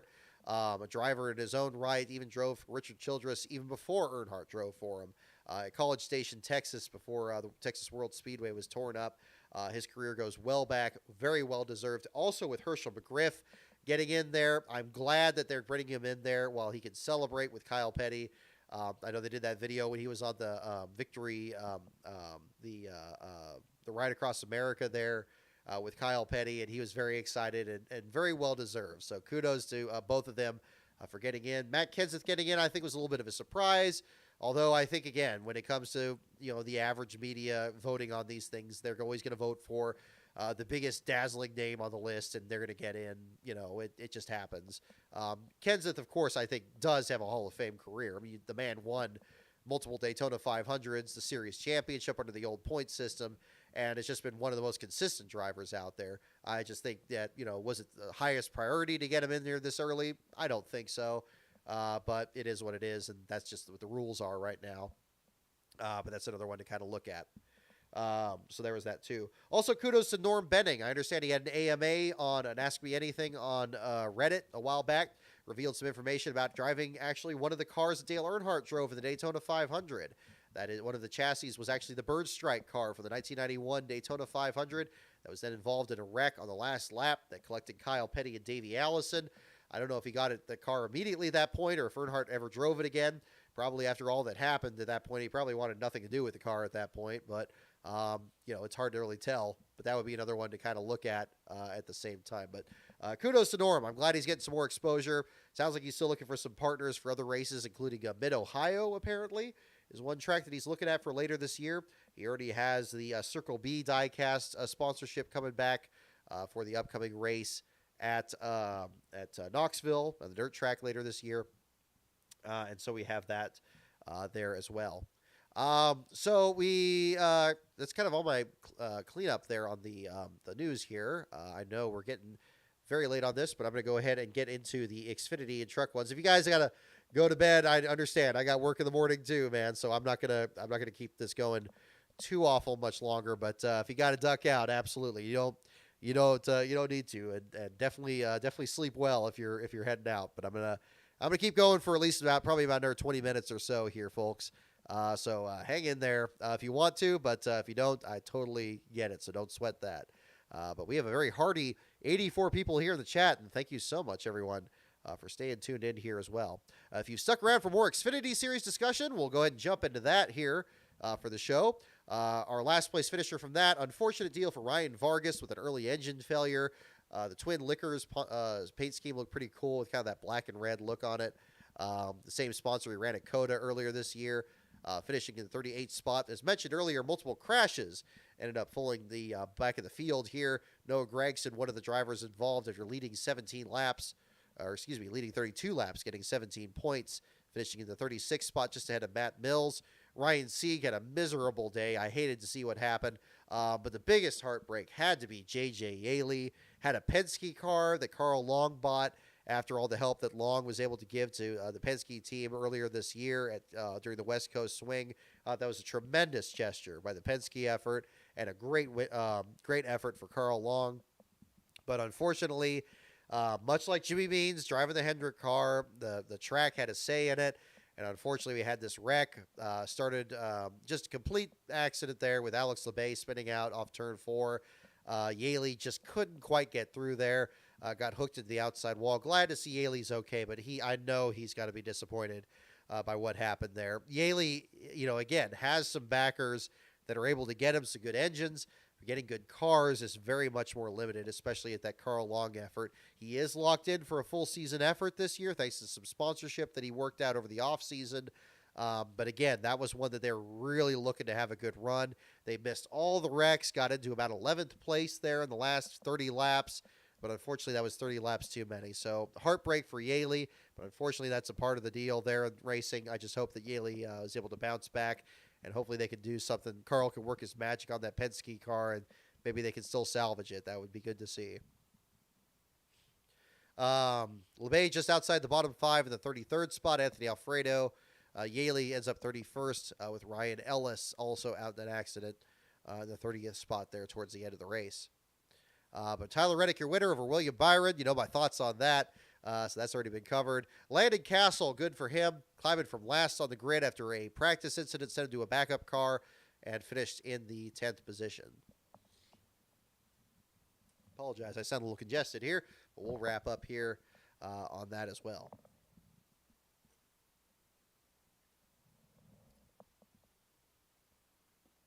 Alrighty.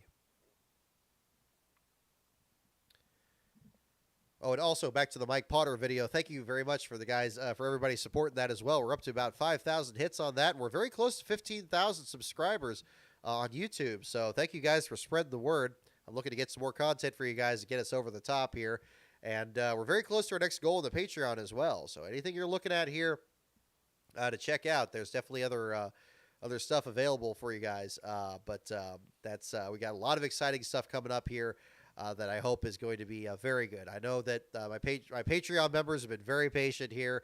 I'm hoping to just kind of get some more stuff out there for them so get some advanced access. I'm glad we got some stuff this week because I was really pushing to try to get that going here too. Yes, Kyle Foster, thank you for reminding me too. Thank you for tuning in, by the way, as well. I've actually got I got a podcast with Kyle coming up here tomorrow. Talking about the upcoming race at Sears Point. I don't know, Kyle, how much you want me to say about that on that, but it's going to be very enjoyable, I believe, for that conversation there. So look forward to that discussion as well. I'll have the link to that when that's ready. So again, going to be a very busy couple of weeks here as we lead into Sears Point, but I think that's going to be very, very exciting for sure. We'll get into the Truck Series race results here to kind of wrap up that portion. I still owe you guys we're going to do some trivia questions here for the late group here tonight, as well as some show and tell for you guys, and we'll get into that in a little bit too.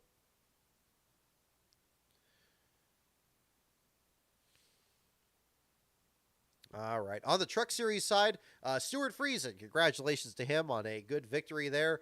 His first in a couple years since his win at Phoenix. Christian Eckes in second. Ryan Preece, Carson Hocevar, and Ty Majeski, your top 5. Your last place finisher, Derek Kraus, the first of his career. It was actually kind of fun writing his profile, kind of remembering his career to this point. I know he's kind of been, unfortunately, involved in more than his share of accidents recently. And of course, this one here was no fault of his own when Ty Majeski broke loose under him. But Kraus getting your last place finish there in this one. Chris Wright next to last. Colby Howard, his teammate, just able to claw his way to the 34th spot.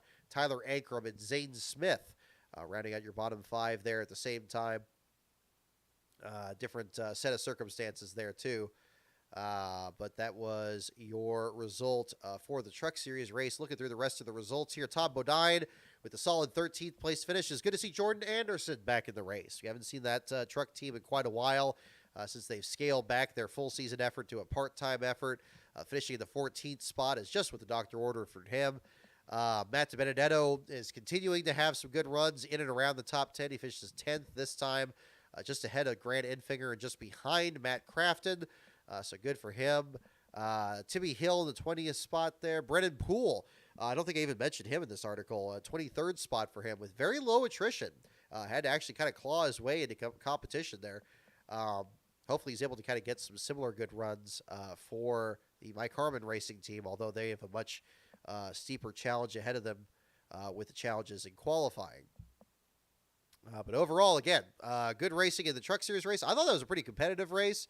I thought the broadcast was pretty lame. I thought they did a terrible job actually sounding actually kind of focused on the racing itself. I think that would be really interesting, but that would be a different one to kind of look at. But yeah, I think the Cup broadcast, Blake Thiemann, you're bringing up the broadcast in general, or Robert, you as well. Yeah, I think that I think generally the Cup broadcast was fine. The Xfinity one, Adam Alexander was Adam Alexander, and Vince was Vince in the truck broadcast. I think it was on the gradual upward slide that it always is. It kind of swings back up to Mike Joy on Sunday, and he does the best he can, and works through that. So, Yeah, I wasn't impressed with the truck broadcast. I thought the truck race was very good. I thought it was pretty good. I was thoroughly entertained. I thought that was actually the best race of the weekend. I think the Xfinity race, it had good elements, but it was just such a crash fest. I mean, it doesn't have to be a multi-car wreck, every 10 laps to keep people invested. If you have good racing, and I think we saw that in that race, and we saw much like Daytona, before of course the big pileup at the end. That FS1 booth doesn't seem to really know exactly what to do with themselves when there's not wrecks all the time. On that same note, I want to give a particular shout out to Bryson Burns. I think one great tradition they have in the All-Star race is bringing him out on pit road. It's getting to the point now where it's getting to be too many cooks in the kitchen. He's starting to show Michael Waltrip up. I think next year they should have Bryson actually lead Waltrip around and have him go from driver to driver. It's I know that Waltrip probably would like doing that. But Bryson is a good kid, and I like seeing, I'm a huge fan of his father. I don't like to think that he's not around anymore, but I'm glad to see Bryson pick up where he left off, and gosh, he's just as personable as ever. So that was really cool. It's something I looked forward. I don't watch hardly anything in the pre-race for the All-Star race. I actually watched an episode of Star Trek during that, but I definitely tuned in for the Bryson part because I thought that was really cool. Because I think he does a good job with that too. So yeah, that's another one to kind of come up to. Alrighty. I need to step out here for just a moment, but when I come back, we're going to do show and tell and some trivia questions. So those of you who want to stick around here for a little bit, just going to be a minute here. Step away. I'll get to the loading screen here. And we'll wrap up the show for tonight with some trivia and show and tell. So if you want to stick around for that, I will be back in just a minute. Otherwise, if you have to head out for the evening, totally okay. We'll catch you guys next week. So we'll be back in just a moment. So just stay tuned in just a second.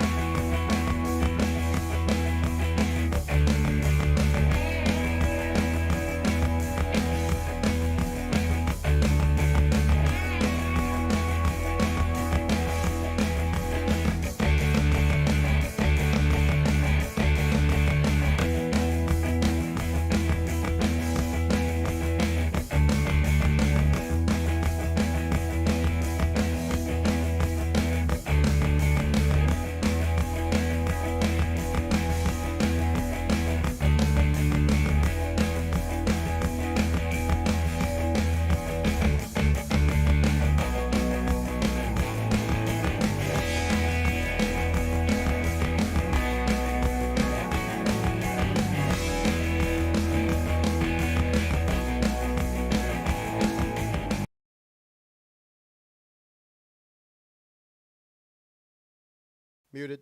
Okay, now we're not muted. Okay.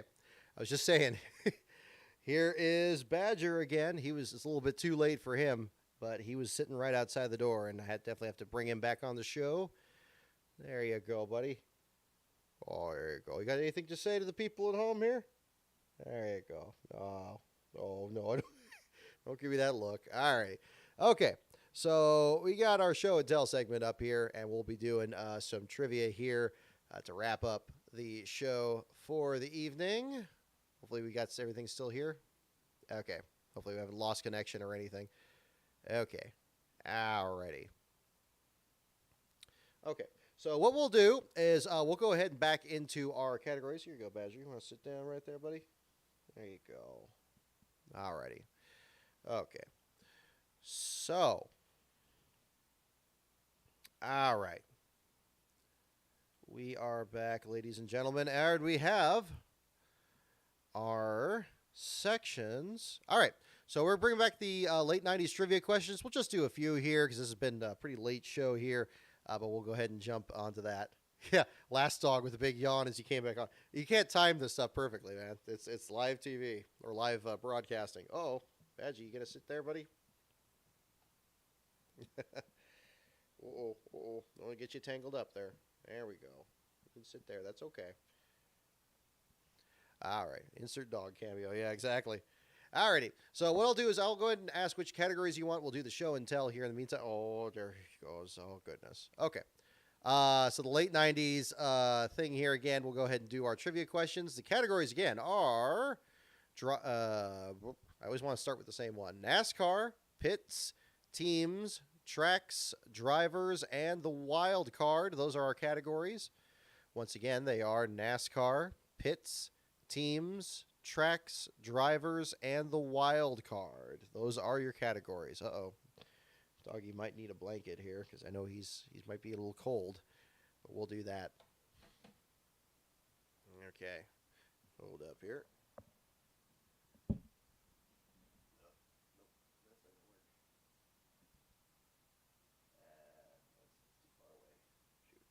It's okay, buddy. There you go. Alrighty.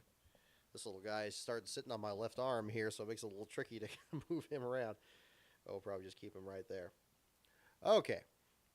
Alrighty. So while you guys pick your categories here, for drivers, pits, and so forth here, we'll do a couple questions here to wrap up the show for the evening. Let me move this back. Uh-oh. There you go, buddy. Badger might be a little bit mobile here for the last part of the show. Yeah. Well, we had the cat on camera a couple of years ago. Yeah, we had I know you mentioned acting like a cat, but yeah, we actually had a cat, our cat Trick on the show, I think for our indie show in 2020. So we had that. Oh, gosh, he's giving me the face. Don't give me the face. Oh, and he's yawning again. Okay. Alrighty. So, this may not be exactly a new show and tell segment for you guys here in the meantime, but this particular race, I think, was a good time to bring this back. So, you may recall that 10 years ago was when I did the narration to introduce Regan Smith into the 2012 All-Star race.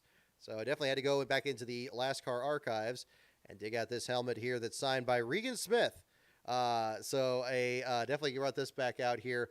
That was on May 19th, 2012. Very exciting day there. But that's back when they had fans submit videos to introduce themselves to the races. You weren't even born yet, Badger. That was well before your time. But yeah, we had that back then, and that was a lot of fun. I really appreciated that. And of course, I had to take the opportunity to introduce Sleek and Swift. It's Regan Smith. And I was able to, win that. So I thought that was pretty cool. So Regan signed it with the 78. I think it's really cool that 10 years later, Regan's actually doing the broadcast for this race and talking about it beforehand. And I thought that was pretty cool. I've run into Regan a couple times. I've never really mentioned that I was the guy that introduced him for it. But I don't know. That might bemuse him a little bit. But yeah, let's bring that out for that. Also, as a bonus, I brought out the car that I had from that video at the same time. This is the actual 2011 era Regan Smith Furniture Row diecast. This is the same one I had in my hand for that video. So again, it was Sleek and Swift. Was it starting 12th? From Cato, New York, driving the Furniture Row Chevrolet Sleek and Swift, it is Regan Smith. Uh-oh, there you go. And now we got the dog cameo in there too. So I got that one too. So I definitely wanted to bring that out here for the 10th anniversary of that, and I hope you guys enjoy that. The original video is actually still on my channel there. from the broadcast back then. I think I was wearing my Alan Kowicki jacket during that too. So that was back at the old LASCAR headquarters. So a little bit of a different setup than what we have here. So that's what we have for our show and tell segment here tonight. We'll go ahead and jump into our trivia questions. What category do we have the most here? It's like Badger's moving the microphone here a little bit, but that's okay. We'll play that by doggy ear here. Drivers, tracks. There you go. Drivers and tracks. Badger wants a code red. Well, you got another one right here. There you go. Is that one yours, buddy? Is that what you're looking for? There you go. I think we put that in. This guy's got enough energy as is. I think if you add any of that, we'd have an even bigger issue. All right. Oh, you just ordered the Larson Hendrick car. Oh, right on. There you go. I'm still hoping they make the Sam Mayer, Rick Mast throwback. I ordered that, and then I saw that there was a thing that said that they weren't making it in except for Elite. I don't know which one I ordered, but I hope they still make it because that would be one sad panda if they didn't do that. Oh, Badger, come on. There you go, buddy. Okay. I see 1, 2 for drivers. I see 3 for tracks. I see 1 for the wild card. Okay, we'll do tracks. Looks like that's the leader. Oh, there you go. Badger, come on, buddy. There you go. He's just trying to get comfortable. Alrighty. So we'll go into tracks. Here we go.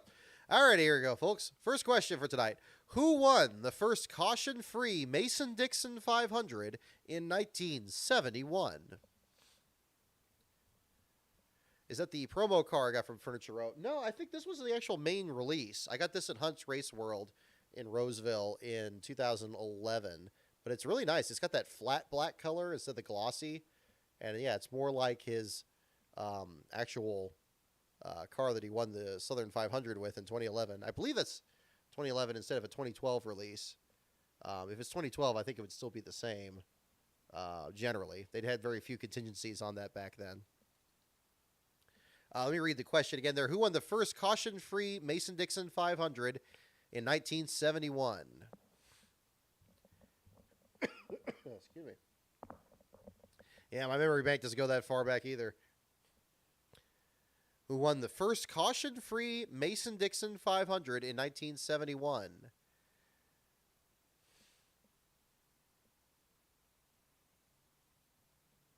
There we go. Whoop, there we go. Let's adjust that. There you go, buddy. Poor Badger. This dog just loves to sleep. Like he'll just once he goes to sleep, you'll just have a terrible time moving him. But he's still got the ear popping up on the screen there. That's just gonna be what it'll be. Here, there you go. Yeah, it's just kind of a weird shot. But yeah, no, that's just what all that is. Alrighty. Let's see. Question again. Who won the first caution-free Mason-Dixon 500 in 1971? The answer is Bobby Allison. Bobby Allison. I don't think anybody got that one. Richard Petty, Cale Yarborough, David Pearson. Yeah, Bobby Allison is the correct answer.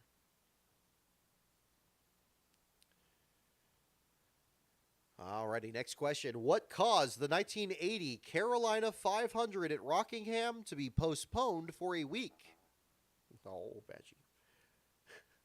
What caused the 1980 Carolina 500 at Rockingham to be postponed for a week? Is our next question. There you go. There's a Badgie. Come on. There you go. Too much light in here, but we can't turn the lights off, then nobody can see you. There you go. Let me read the question again. What caused the 1980 Carolina 500 at Rockingham to be postponed for a week? That's the next question. So got 53 hardy people in here at 10 o'clock Pacific. Just past here. Gonna be a late evening out here, but I do appreciate you guys staying tuned in. Ryan Blaney now officially your race winner, although I didn't realize they're doing post-race inspection. That being cleared, I believe, about a half hour ago, according to Pockrass. So we'll be doing that. It's going to say Allison, but only think of Davey. Yeah, see, there you go. That's where it gets tricky. What caused the 1980 Carolina 500 at Rockingham to be postponed for a week? And the answer is snow, indeed. I think a couple of you guys got that. Snow. Informer. Blake Thiemann, looks like you were the first one on that. Papa Dragon 69. The Rego 1456. Maserati 9. There you go.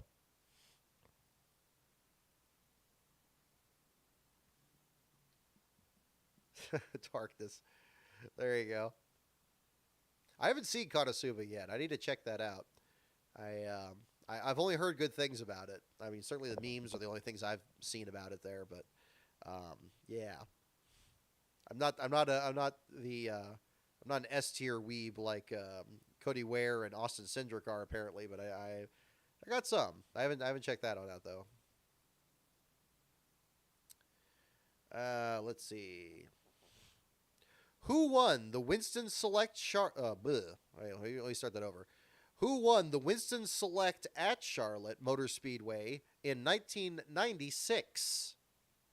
It's kind of a timely one. Who won the Winston Select at Charlotte Motor Speedway in 1996 is our next question.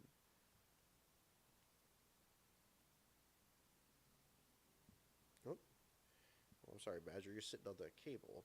I don't want you sitting on that. It's not going to be comfortable. There you go. There's a boy.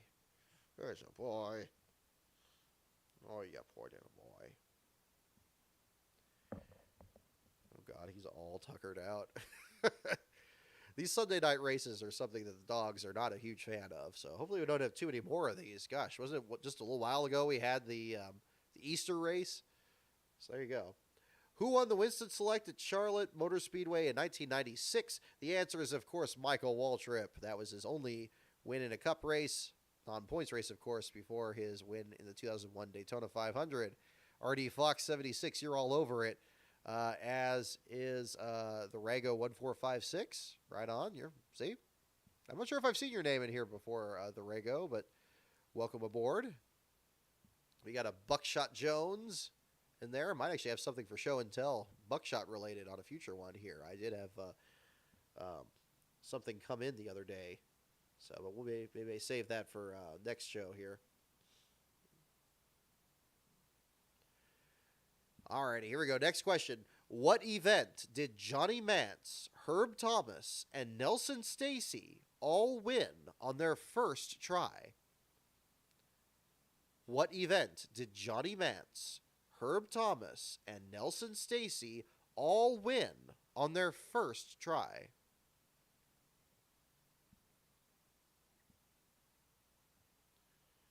There you go, buddy.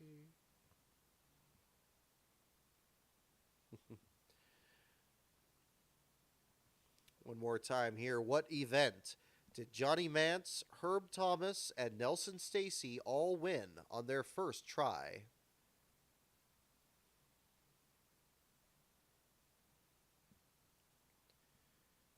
Ready.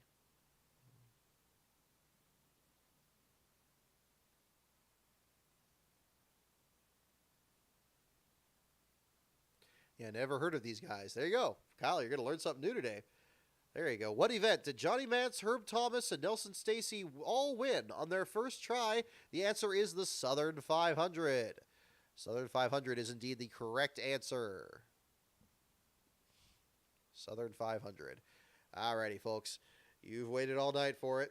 This will be our last question of the evening, and we'll wrap up the show from here as, wow, we've had more than 2 hours on here. You 56 hardy people, you are fantastic. Thank you so much for tuning in. If you're watching this later, I hope you've enjoyed it as well. So here we go. One more one to go here.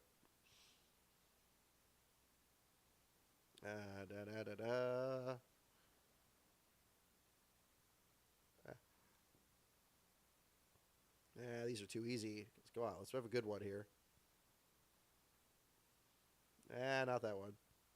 Nope. Come on. Yeah, no.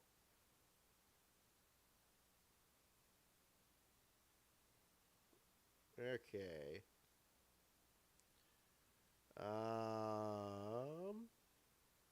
Here we go. Alrighty, last question for the evening. What driver won the first NASCAR Winston Cup race ever run at Texas Motor Speedway? This is timely.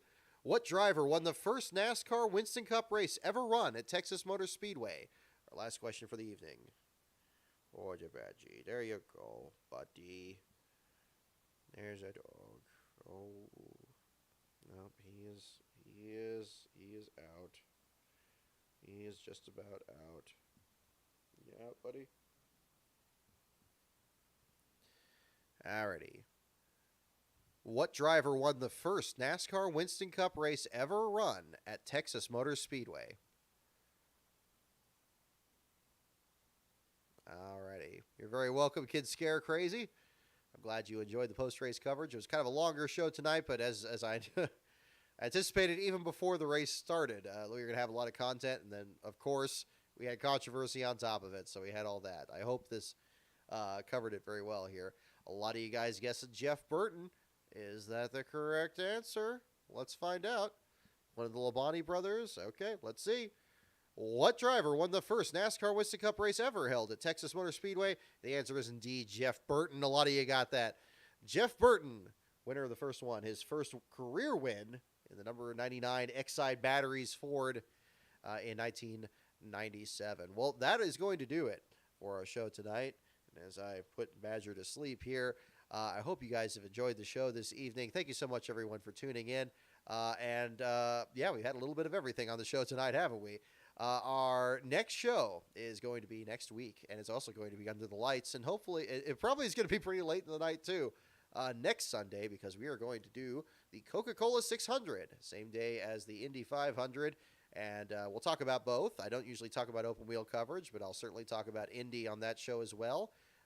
Excuse me. We're going to talk about the preliminary events leading up to that, and, of course, taking your questions here at the same time. So don't hesitate to check that out. It'll start about 15 minutes after the conclusion of the race.